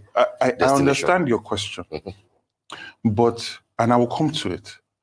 But there is a bigger issue, which is people that are sand-filling indiscriminately, that are friends of this government. You see, one house is on a canal, but before that house can come up, there must be sand-filling. It starts from the sand-filling. Do you understand? It starts from the sand-filling. Now, if you do not curb that, you are constantly going to be in this problem. Look at Oro, when you are coming from Third Mainland Bridge, coming to the island. Look on the left side. It's completely sand-filled now. But it hasn't been suspended. No, but the sand-filling has already happened. Maybe it has been suspended now, but the damage is done. There was water. There was a whole amount of water that was going to the river, to the water. But I'm body aware that the environmental impact assessment was carried out on that project. They say that Eco Atlantic carried out environmental EIA. They say that Ilubiri carried out EIA. They did. They said that for the coastal road, they carried out EIA. Only to now find out later on that there are cables and networks there. So who is the mediocre person doing this EIA? You have to ask. Because this EIA is supposed to let you know, if you do this, this will be the consequences. These are the factors that you should bear in mind. and then allows you to now mitigate those factors if you still want to go ahead with this. But this is either they are not obeying the EIA, or the person doing EIA is extremely mediocre and not doing their job. So I want to really put that on the table, that we must, from sand mining, dredging that is happening haphazardly across the state, is affecting the state itself. Right? It's deteriorating our border, our land, right? The actual landmass that Lagos is on. By constantly dredging, you're affecting that, and the ocean starts to eat into our landmass. That's one. And then I talked about sand filling. Now, to your question about contraventions on canals. Yes. For me, I feel that I will first look to see what are the potential ways I can save buildings while having water bodies pass through. I'll give you an example. You see, you build a block of flats, right? There is an amount of land that must be specified for the parking, right? Now, is it possible for my canal, right, to go through the parking, have it covered so it can still be a parking? No, but the canal is already there. And you can use the example of Maryland, and then a Qatar, for example. Yes. How would you have dealt with Okay, those? so for instance now, I've been to that site. Okay. This is what I saw. I saw a building complex that was like this. There was water supposed to be going here, and there were some buildings, shacks here. Yeah. Now, I will channel that canal. You see, the problem is it's not channeled. You will rechannel it. No, I will channel it. Okay. What I saw with my eyes at Mendy, there was no channel. It's just water is passing there. Okay. The border of it is sand. And the problem with water bodies is if you don't channel it, it keeps expanding. Keeps expanding. Except you have a building here that's now stopping it. So I will channel. A lot of our water bodies are not channeled. The moment you start to channel things, you then you reduce the amount of silt that's coming in there, because now you have concrete borders that allow it to flow. And then now start to look at more modern ways to push water, because there's a lot of stagnancy as well. It's only when rain starts to come very heavy that water starts to flow. But think about how much water just sits in your gutters, allowing for mosquitoes, which then creates malaria and other secondary problems. But if you start to have pumps, right, hydraulic system of dikes, right, that can allow for fast-moving dispersal of water into the water bodies, you start to have a much more flood-resilient Lagos. Yeah, but what happens when you are confronted with a building on the canal itself? You see, they're two different. Okay. A building that's on the canal itself, first of all, that building has to go. Okay. Second of all, I must find the civil servants and people that approved it. We must find them. We must bring them to apologize to those people. And it must be broadcasted. You must always tie it around the yes. of government, right? No, it's not. No. See, I feel that I'm a big fan of justice and equity. I don't think that it's fair that a young couple that saved all their money to buy a house and think they bought something. They were not part of the development process. They're not part of any of the approvals. Someone just comes and demolishes their house and they're left crying. They can't get mortgage. Where are they going to start from? Right? It's not fair that it's only them that pay that cost. Other people that were part of that process must also pay that cost. Right? So that's what I feel. I must be broadcasted so people know. So you're setting a good example for civil servants. You're setting a good example for people that are going to buy property. And you're setting a good example for developers as well, because they are getting away with this thing scot-free. They built their thing, corrupted the civil servants or whoever is responsible for planning. They've taken their money and you're not hearing any of them. You're not hearing that they're going to jail for illegalities. Why is nobody going to jail? All right. I mean, it's good. I mean, the just last one for me is that I like the fact that your good self and Tukumo, at least you've kept it civil because you are both for the betterment of the state. And I think that it should stay, civil, moving forward. Of course, we appreciate your time and your contributions to helping Lagos become a better state. Thank you. Thank you so much.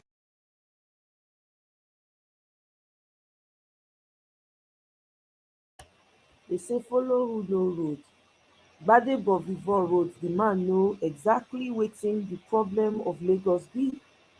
But no, bigots that are deaf, blind, dumb, that don't ever want any good thing in their lives, that want to remain pauperized, want to remain in the ground, will not let great things happen in Lagos. Their bigotry don blind dem sotey dem no dey see. Dem dey drive their blessings with their hands, dey chase good away from themselves. Dem no even know. You see wetin bigotry fit cause? E be like person wey dey in need of medical at ten tion. E reach hospital because the man na Igbo, e say no. Meanwhile, the only person wey fit cure that sickness na Igbo person. E say no, make dem go find im tribesman come. Dem no see im tribesman o. In between looking for im tribesman, na im the man die for hospital. That is what is happening to Nigeria. Omo, it's good that Tinubu is president. No, it's good. Honestly, before I was thinking, I kind of was like, oh my God. The only part I feel bad that, on top of this thing now, the rain is falling and touching everybody. Whether you voted, you did not vote, it's touching you, it's affecting you one way or the other. That's the only part that pains me. The people, the innocent ones, the vulnerable ones that are suffering, that is paining me. Honestly. So I'm very happy that it's Tinubu that is president. I have to say that I'm happy. The sufferings of Nigerians is not full yet. They never get sense yet. They still think that, oh no, let's do this bigotry Olympics. So as long as it takes, it's okay. You people should continue. Una carry go. We are here. We will tell the stories.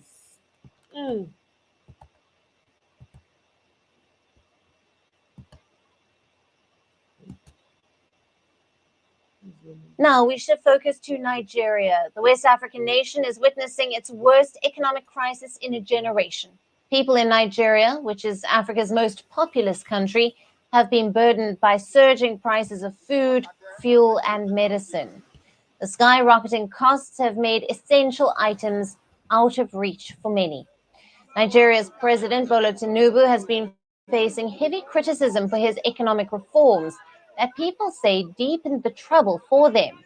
And the government is borrowing more money to tackle this mounting crisis, but its priorities seem to be misplaced. Nigeria is on an airport building spree. Just last month, Zamfara, one of Nigeria's poorest states, held a ceremony to mark the beginning of construction of an international airport in the capital of Gusau. Now, typically, airports coming up in cities is a sign of economic and commercial development. But a key element is missing at many of these airports across Nigeria: the passengers. Nigeria already has 33 airports, and new ones have been springing up across the country in recent years. Out of these 33, all but 2 are entirely owned by federal or state governments. Now, there are also 13 airstrips, 4 military fields, and 128 sites with helipads. Now, this growth in aviation projects in Nigeria is starkly at odds with air passenger traffic. Just 3 out of these 33 airports accounted for 92% of all passenger journeys in 2022.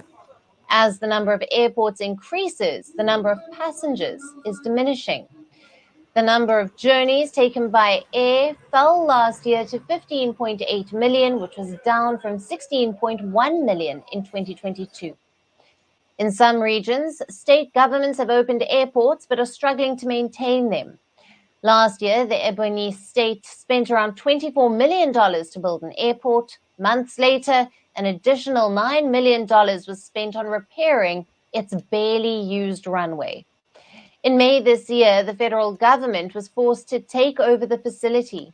The Tinubu government defends these projects as social amenities for the people. But in reality, people of Nigeria are struggling to cope with the surging airfare. The fares have doubled in the past 3 years, and they are topped with multiple taxes and high service charges by government agencies. Both the Lagos and Abuja airports have a $100 per passenger service charge. This is one of the most expensive globally.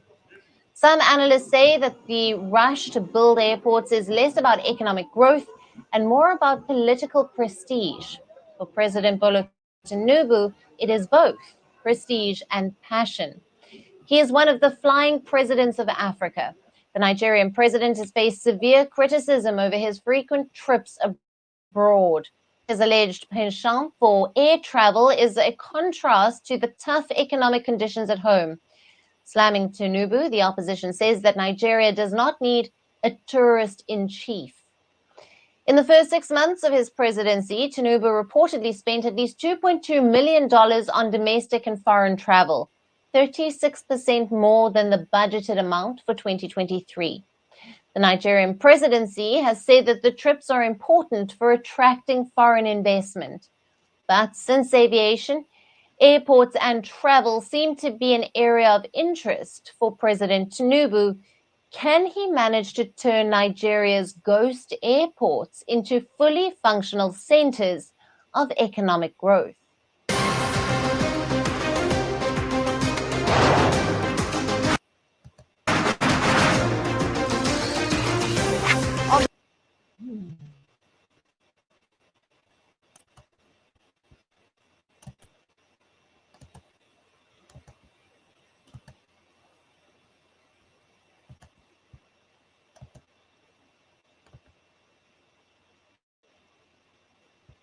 Paying your bills on time raises your credit score, right? Wrong.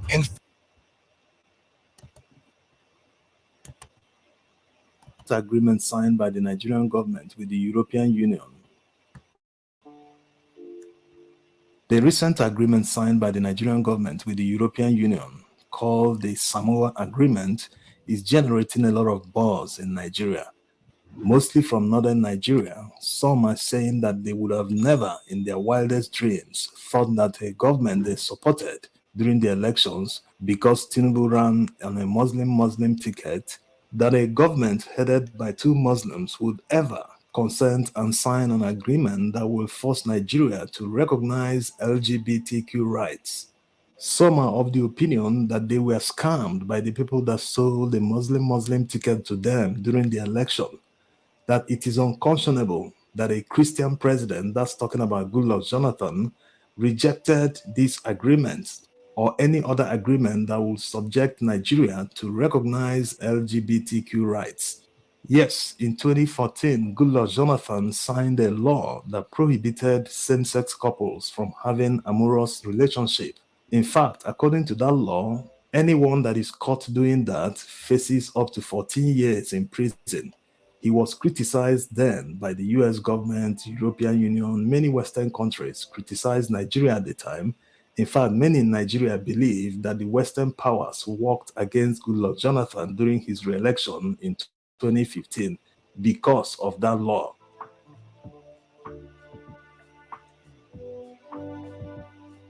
The issue of whether the Samoa Agreement forces countries to recognize the LGBTQ rights was first raised by civil society organizations. But is it really true that these sections are contained in the Samoa Agreement that Nigeria just signed? Before we get to that, religious politics has been the bane of underdevelopment in Nigeria for a very long time. And some people seem to derive a certain sense of superiority by having someone of the same religion in power. Of course, we never learn from it, because having someone of the same religion in power doesn't mean that everything will be okay, that all your communities, all your life, all the rules in your community, everything will become like a first world country. Why does this delusion persist in our society? Are people trying to say that someone of the same religion can do no harm?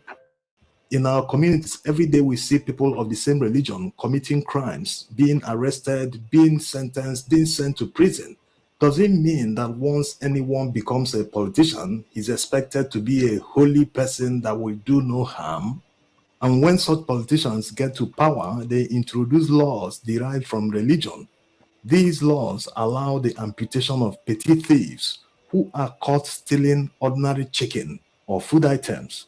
While they are doing this and keeping the public busy, behind the scenes, they are busy stealing and laundering billions of naira to foreign countries run by religious people. The difference here is that these countries are well organized, they have developed their country to first world status.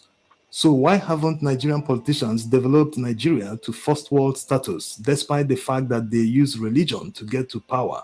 They convince people to support them that they need someone of their own, someone of the same religion, that they will get social advantages. But in the end, nothing comes. No advantage is transferred to the people. It is only the politicians that enjoy the trappings of office.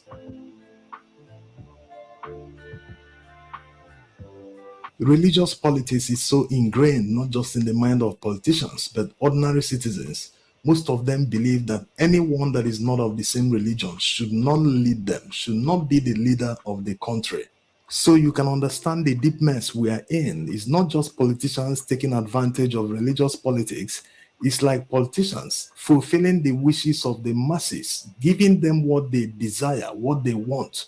And the worst part of all this is how they quickly move on and forget about the mess that someone of the same religion created while he was in power. They will tell you it is God's wish. Forget about it. Don't question it. That's why many people from the south and other parts of the country don't take seriously all the noise from the north, all the critics. They see it as being hypocritical that they have suddenly found their voices when they were nowhere to be found during Buhari's administration. Yes, this administration created a bigger mess compared to what Buhari did, but it doesn't still negate the fact that Buhari contributed immensely, the first administration in Nigeria's history to lead Nigeria to 3 recessions. On top of all this, there are Nigerians who want us to believe that Buhari did no wrong, that Buhari is a hero that Nigerians should celebrate. So they didn't learn anything from Buhari's time. That was why they were bamboozled. No, bamboozled is not the right word. It was actually what they wanted. They wanted to prove their religious superiority over others, that no one could have done anything about it. That they wanted from number 1 man to number 5 to come from their religion, and no one could do anything about it, that they had all the powers, they have the population, they have everything to do it. All these in a supposed multi-religious and diverse country that is supposed to be secular. Diversity is supposed to unite Nigerians. It's supposed to be a source of strength. But people that feel they have the upper hand is using it to divide Nigerians. Look at countries doing well for themselves. United States is diverse. They have all sorts of cultures. It has been a source of strength for them. They are doing well for themselves. But look at Nigeria, where there is serious diversity, but the people in power are not taking advantage of our diversity. Instead, they employ all sorts of strategies to continue dividing the people to their own advantage. Now to the veracity of the claims made by some civil society organizations concerning the Samoa Agreement signed by Nigeria with the European Union. It seems that this agreement is mostly focused on migration, not LGBTQ rights. Even if it were, Nigeria already has a law that was signed into law by Goodluck Jonathan in 2014 that prohibits same-sex marriage or same-sex amorous relationships. So this agreement doesn't force Nigeria to repeal that law. It's like it's focused mostly on their rights, not necessarily on the right to be married or all that they do in Western world. Besides, even if this law doesn't exist in Nigeria, it will never take off like it is in the Western world. Remember in the 70s and the 80s, how people mocked ladies wearing trousers. Yes, ordinary trousers that have become everyday life today. Back in the day, many people were against it. They were too conservative and religious that they saw women wearing trousers as a taboo. Not that it doesn't exist in Nigeria right now, it does. But even without limitations or any law preventing people from living the kind of lives they want, many people will never come out openly because of the stigmatization it will bring about. Because many people will see them as people who have mental problems. Yes, that's how conservative Nigerian society is, not just in Nigeria. In many African countries, it is like that. They see people that live that kind of life as having problems. So it will take many decades for people to stop caring. They need to rid themselves of poverty first. The more people prosper, the more they become liberal, the more their mentality changes. So it's as simple as that. People shouldn't worry about all these rights now. Let them worry about the future. Let them worry about prosperity. Let them worry about development. And that development must not come from someone of the same religion with you. Competence can come from anyone because all men are created equal. Thanks for watching.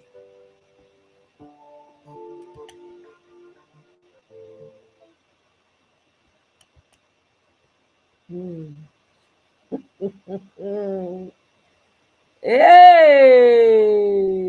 Okoko Bioko. Our electrical technology career.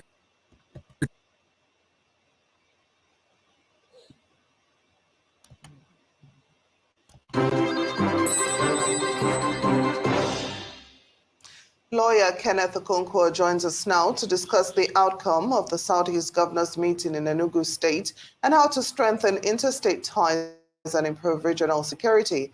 He will also discuss the anti-grazing bill and restructuring. Thanks so much for joining us on Newsday. Thank you very much. And thank you, viewers, for tuning in. So let's start, with the Southeast Governors meeting. What are your thoughts on their resolve to meet with President Bola Tinubu over Nnamdi Kanu's predicament? Well, basically, political issues and political prisoners have always been treated in a very different way from the ordinary criminals on the road. When you are in government, you have to display a lot of wisdom in handling political issues. I'll give you an example. United States had already cornered Julian Assange, the WikiLeaks founder, who they accused of leaking some classified document that embarrassed United States. But they also realized that they had to make a balance between free speech, between the freedom of journalists, and trying to bring a journalist to trial. They know that Russia is holding some of their citizens who are journalists, and they are trying to bring espionage charge against them. Knowing this, they know that even if they bring this man to United, they will still, face some backlash. They now went through wisdom and did a plea bargain and released this man from jail and allowed him to get back to Australia. Nnamdi Kanu has not done anything that other people from other zones have not done. We know about Sunday Igboho, of the Yoruba nation agitator. We know of the Boko Haram people that say they want a different country where Western education is an abomination. These people have been released. Not just that they have been released. In the case of Boko Haram, they've been re-assimilated to the society, given plum jobs, even in our military. They've been given money and been resuscitated, reconciled, and rehabilitated. Why is Nnamdi Kanu's case different? There is an ethnic and some unnecessary bias that is keeping that man in jail. The government should be wise enough to release this man. You can use the Julian Assange option if you don't want to say you are losing face.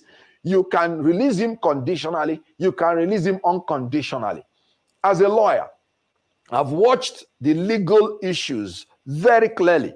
And I saw that even in the courts, from the High Court to the Supreme Court, there are discordant tones amongst them. Even in the issue of bail, some of the tier of the courts had granted him bail.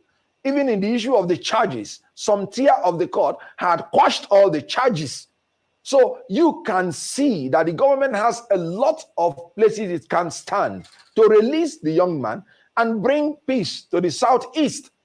He is now more like a political prisoner. I tell you something, the longer Nnamdi Kanu is in prison, the taller he becomes and the shorter the government becomes.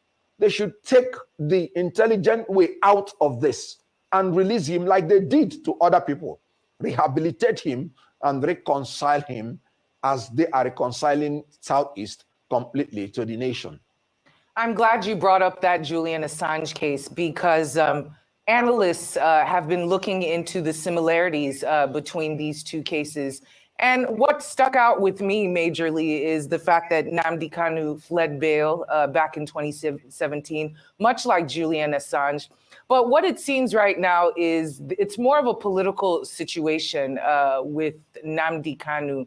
With Julian Assange, it seemed that the potentness or the pungentness of his crimes seemed to deteriorate as the world grew and as time went on and more leaks like this happened.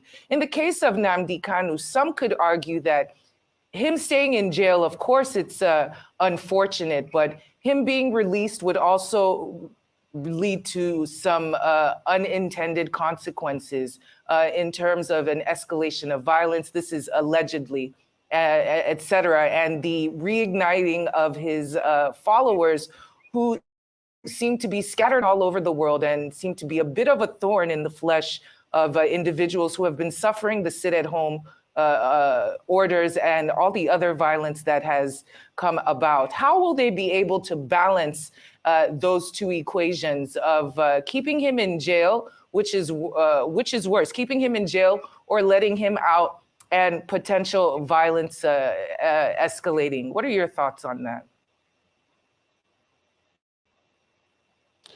My thought is this. I brought the Julian Assange issue just to tell you that the government can use wisdom and bring about situation where they will tell him, you've spent so and so time in detention. Let us count it for you as any punitive measure for whatever they may say he had done.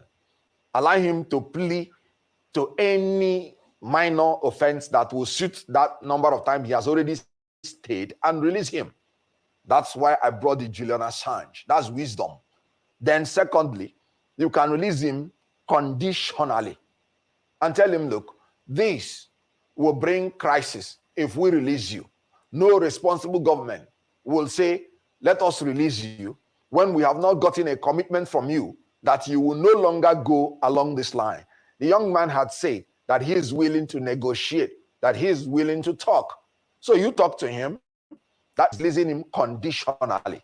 Then the third one is releasing him unconditionally. So you have a choice, but the three of them will land in releasing him. The most important thing is that a government checks the cost-benefit analysis in whatever it is doing.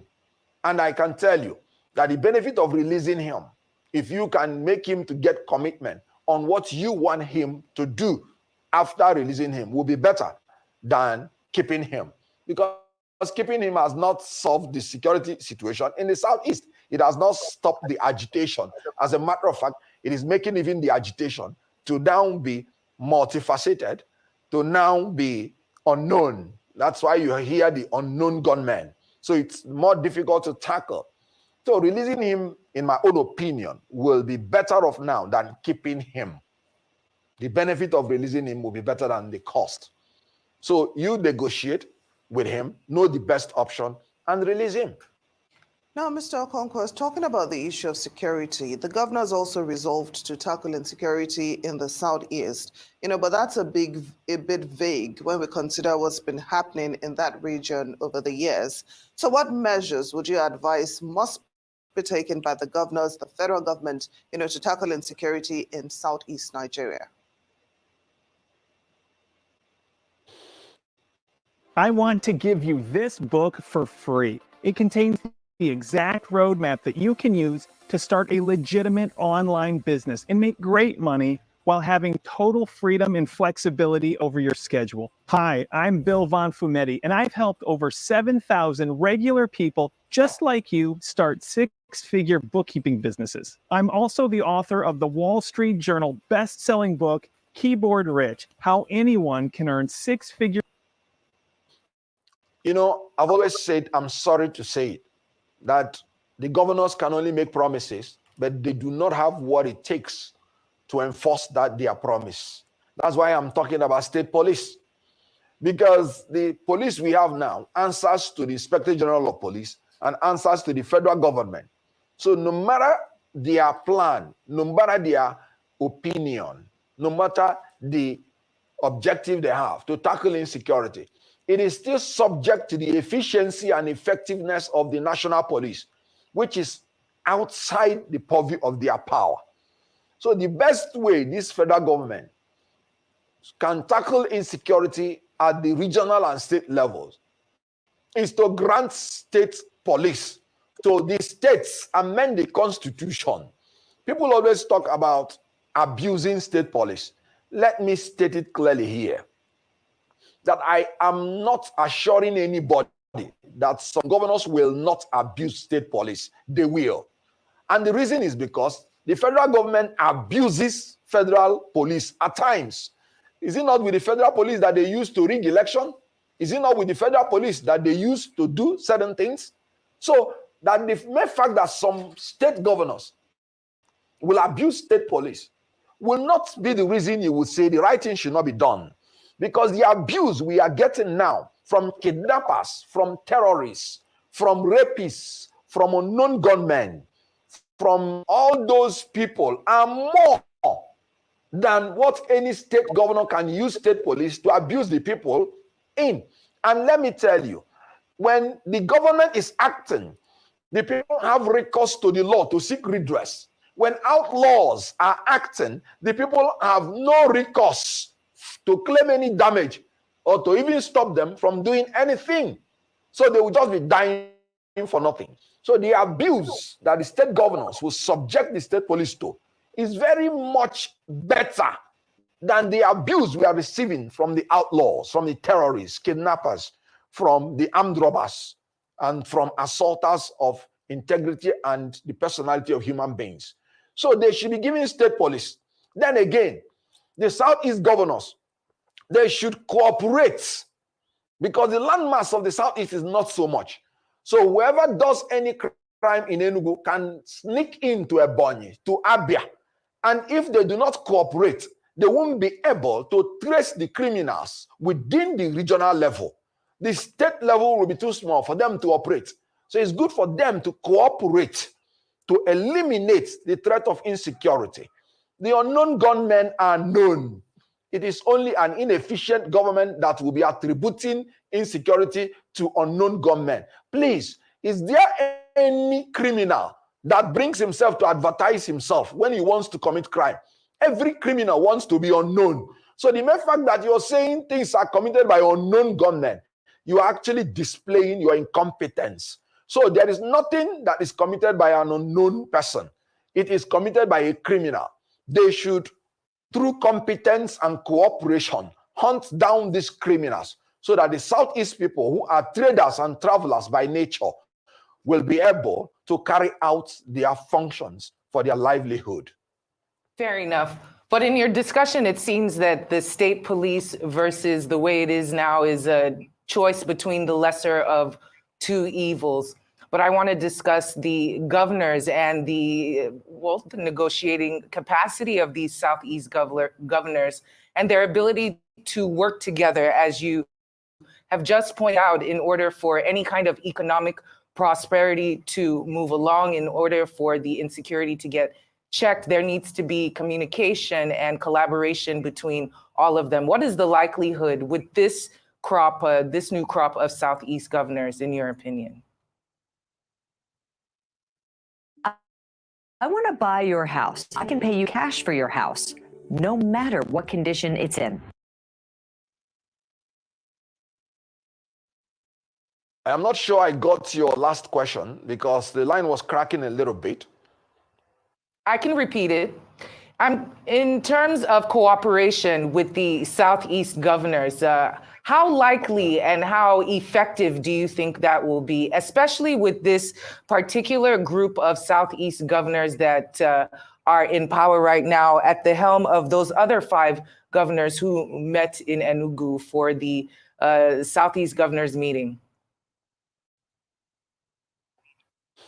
Well, obviously, from the picture of what we saw, they projected reasonable level of unity because I saw all the governors present.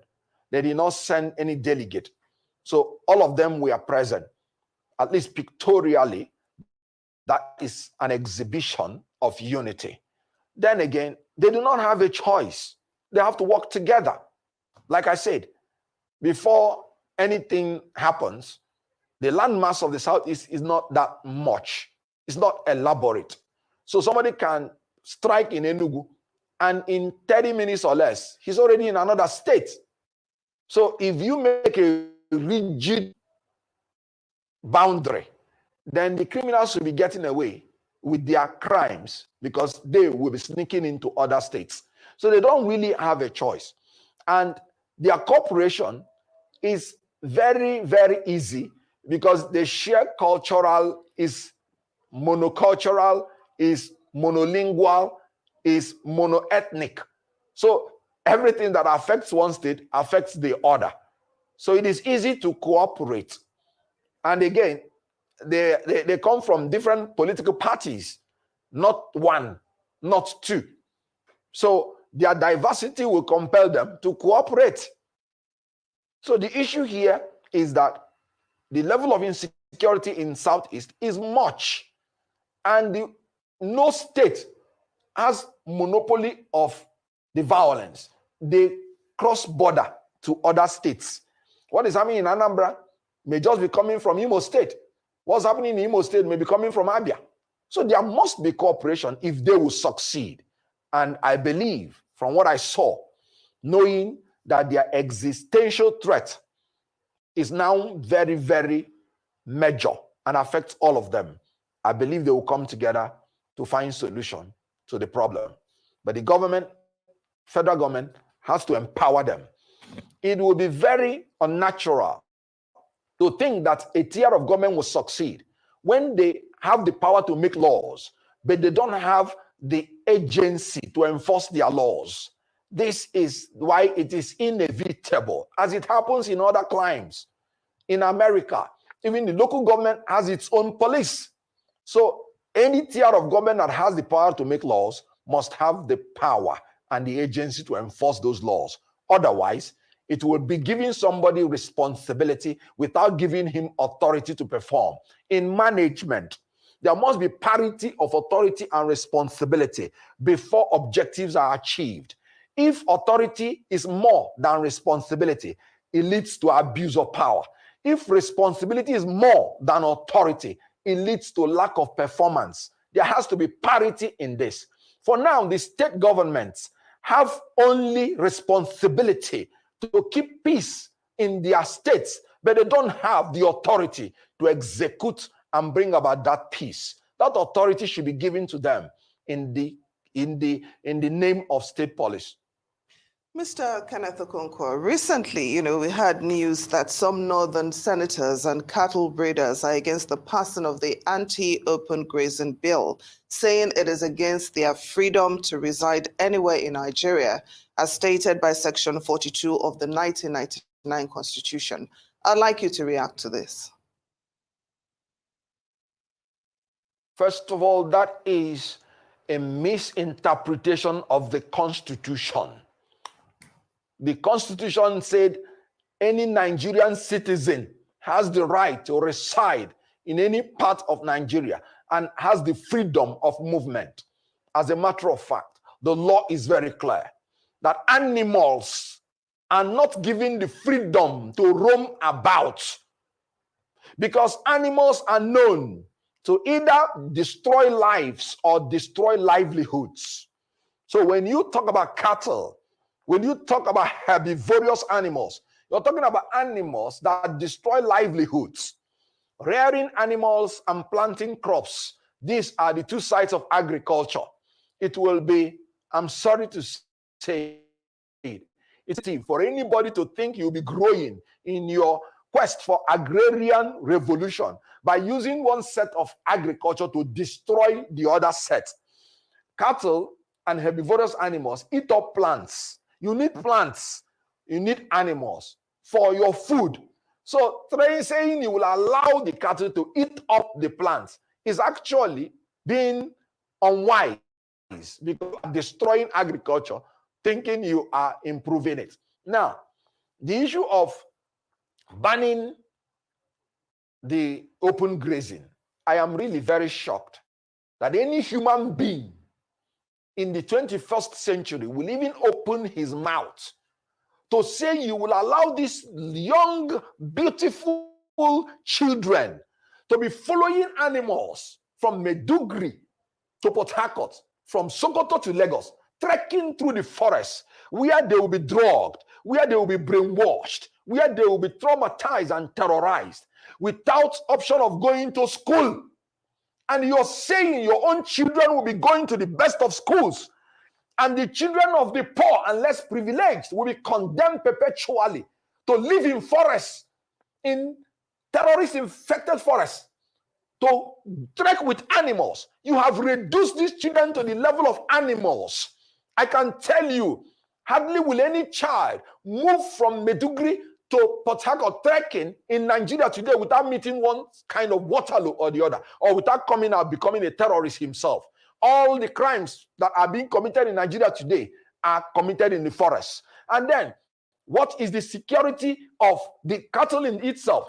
Because the cattle will end up being rustled by the terrorists. There is no more safety in the forest as it used to be.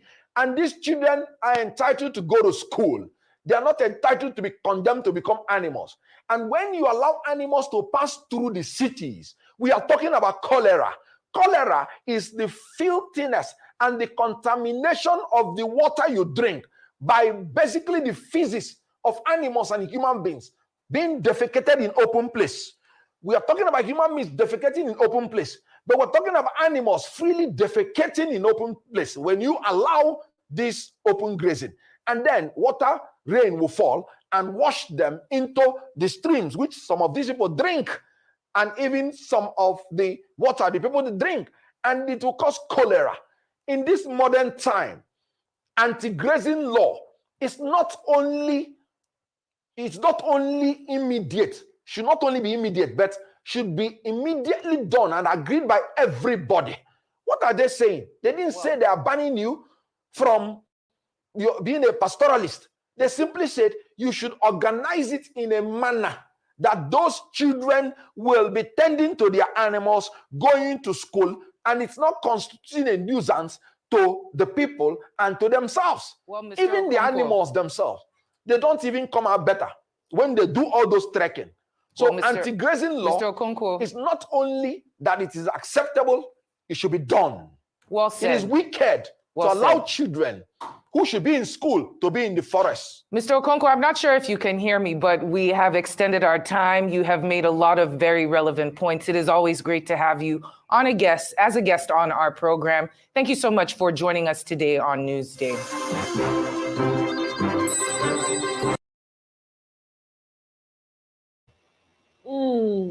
My people, there's so much to unpack. There's so little time to do it. Yeah? I don't know how many of you joined Twitter space when the Kenyan president was talking to Kenyans. There was a guy, it looks like they've cleaned the space, the X timeline, because I can't find the video anymore. There were people that had questions for this man. There was one particular guy, I can't remember his name now. I was telling him that he lost his friend during that protest in Kenya. And the friend was actually unalive right in front of him. And that the president, it's very annoying that the president has not shown any empathy. And I'm paraphrasing what he said, though, towards these people that have lost their lives. He now said the president has a daughter. How would he feel? That thing burst my brain. I say, Kai, this is what it's about. This is what it is about. No shaking. If Kenyans had remained docile, not do anything, just move along, just give them space. Do you know, as we speak, Kenyan president, they don't withdraw, he don't cancel first lady office, I think. Somebody can correct me. All the allowances, he don't withdraw them. Increment of salaries for the ministers and the member of parliament or whatever they are called, he don't stop everything. He don't cut. Hey! I say, wow. The power of the people. When they fear people, now they go respect them. Nigerians are not to be respected. They have shown time and time again that, they don't deserve to be respected. Imagine Wike now dey threaten a whole senator for FCT when people vote for. Say make, hey God, God, I no understand. And we have feminists, so Nigerians now they sabi shout feminist. All the feminist women in Nigeria, crickets, no noise. When you need them to come out and show their muscle, they won't. Is when somebody is waking up and they are saying they are waking up to cook for their loved one. No, not the enemy. Loved, even enemy self. Loved one at 2 a.m. You will see feminists. Feminist women for Nigeria. Wike is just a minister. Abi, not be minister again. You dey get the mind to threaten. I like there was a lady that came to speak and told Wike off. No. Nigeria. No. Nigerians deserve the president they got. I'm very happy. I really am happy.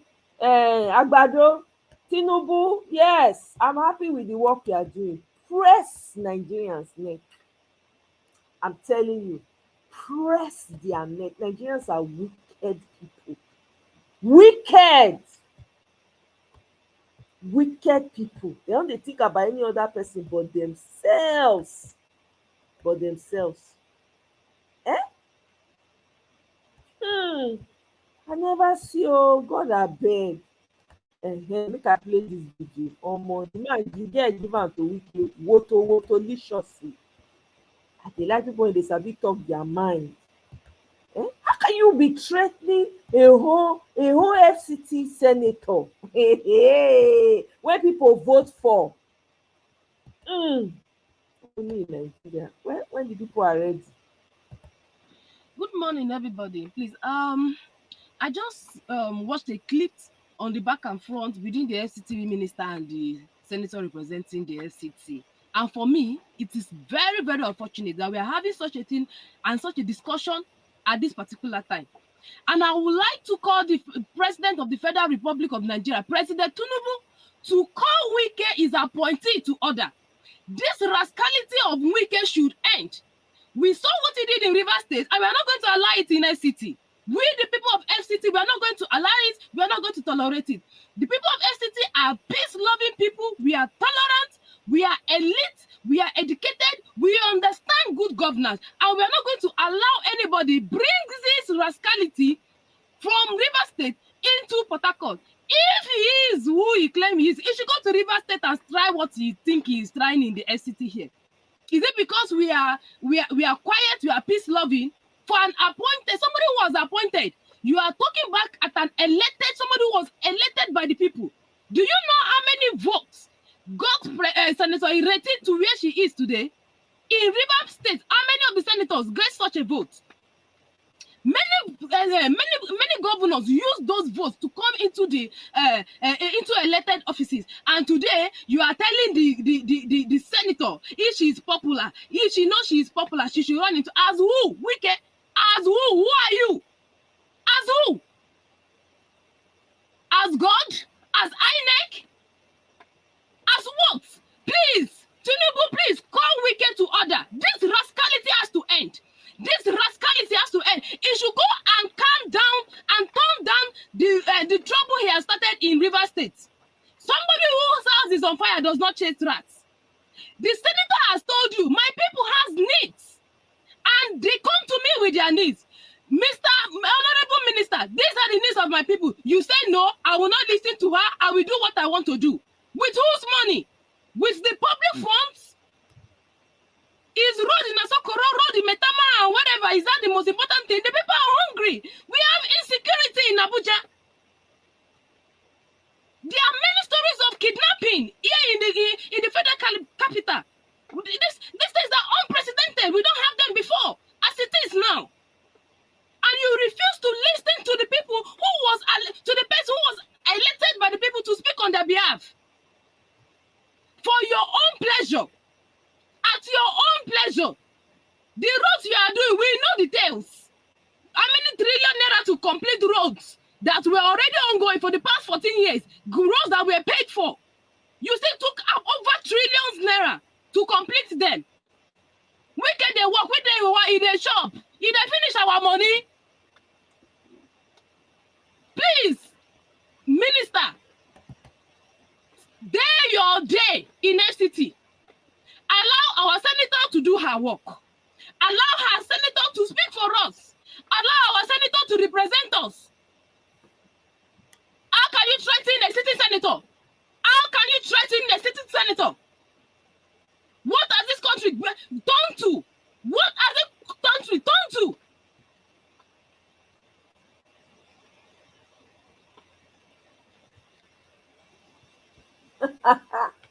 Hey, oh, it is crazy.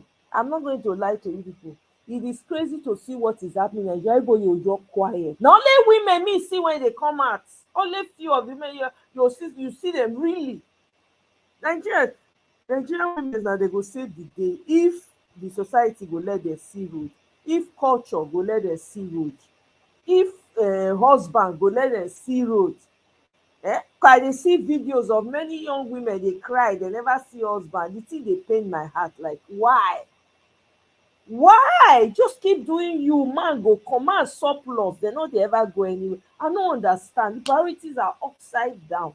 People wey suppose to dey fight for their country to make sure say their country arrange, they just put mind for another thing. If country no stand, how you wan take marry? How you even the children wey you born, which society you wan raise them? I no understand.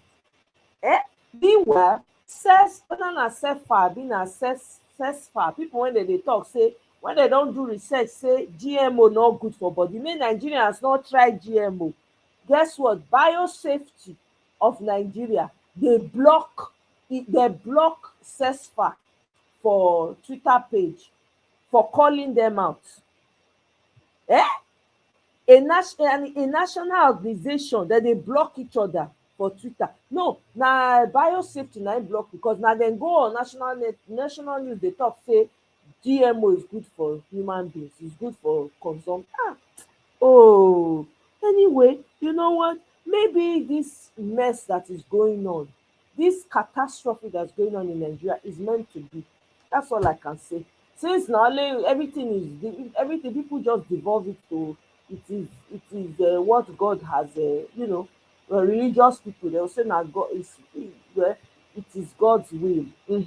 So maybe it is God's will that this suffering is double, because he created the solution in people, but no, the people are not willing to stand up.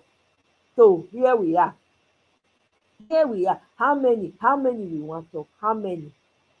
G. Simon, you say women in Nigeria are more vociferous than men. I'm telling you, they are. They really are.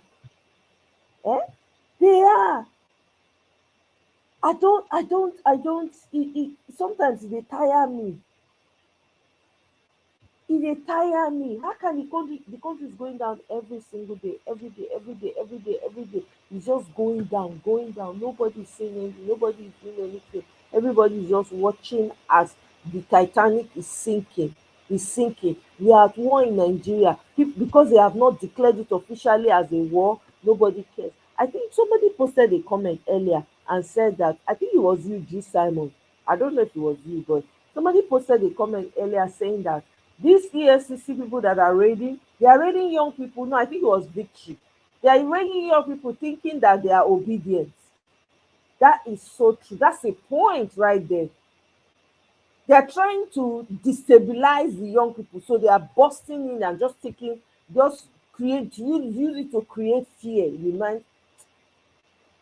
The time that Nigerians should have fought back was during that election when they did not give you the win.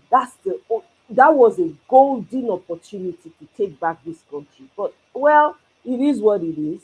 Now people when not supposed on our life, they don't on our life. Plenty of them. People that would have been existing right now, they don't forcefully on our life them. If to say una take una country after that election when they announce that sham election, everybody fall out for street, almost nothing. They for not do. Yeah, would there have been casualties? Yes. But when you talk for somebody posted on my comment the other day, let me even pull it up. Somebody posted on my comments the other day, Nigerians are not ready. I just they laugh. And they read the comment and they laugh. I say, wow, woo. It's me that is your problem. Eh? It is me that is your problem. Oh, Coco Bioko. It is me that is your problem. You don't even know what the color of your problem is. Yeah? Let me pull up the comments that this person left on my channel.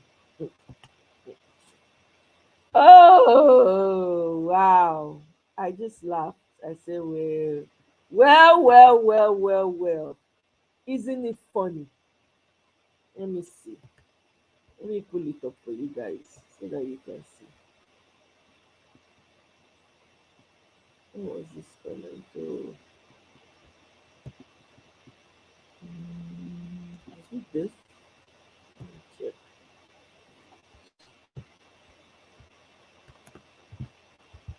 Bear with me, oh. I want to pull up this comment and then. Aha, okay. Let me go back.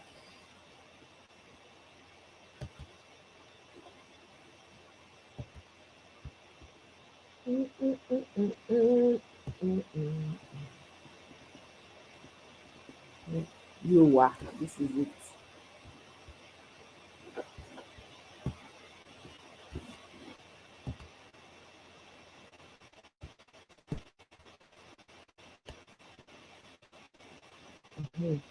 The person say, I just posted a picture praising Kenyans and say Kenyans are the real goats, as the greatest of all times. They are the giants.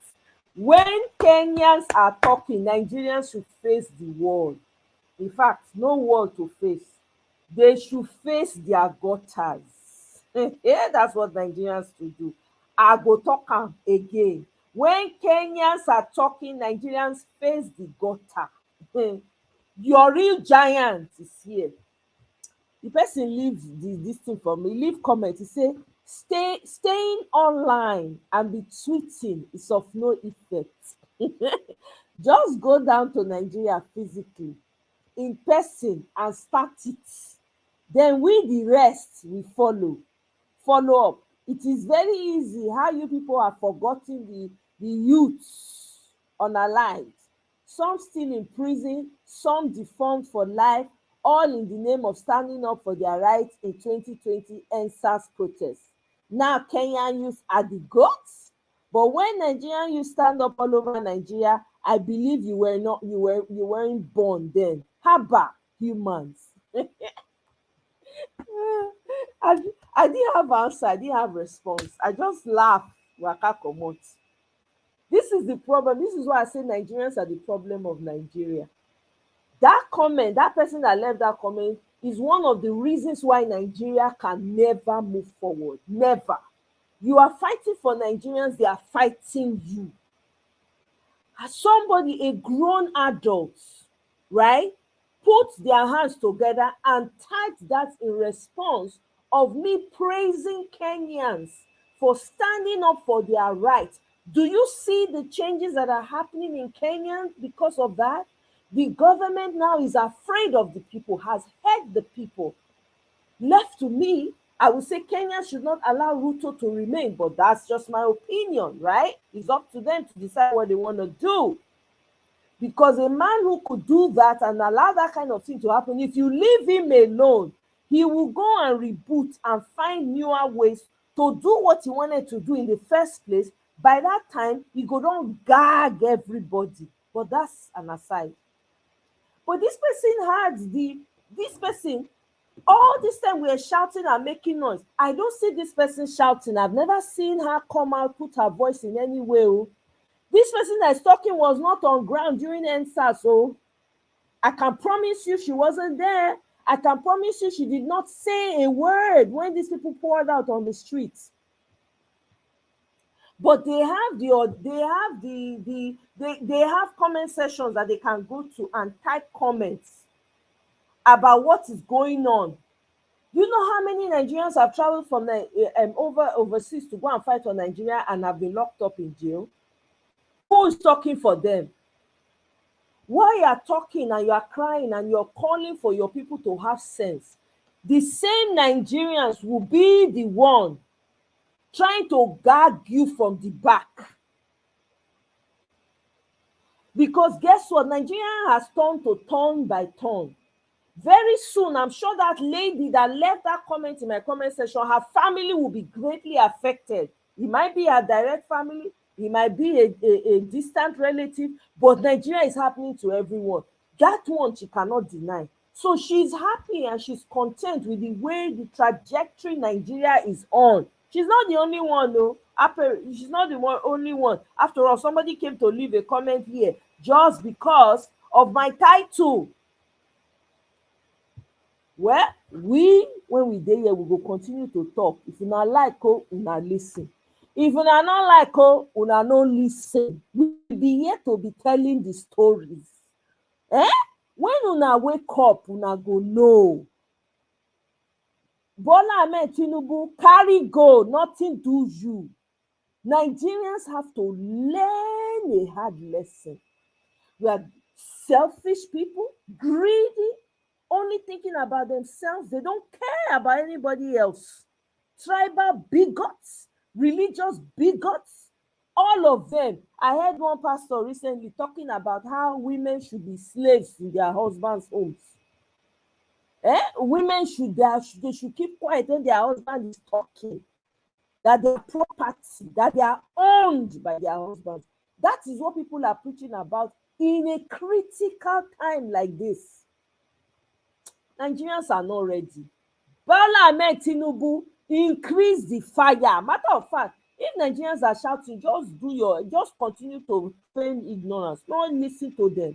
Their suffering never full. It never full. We go sit there here, we go dey talk the matter, they go. Anybody when they pain, make it pain now.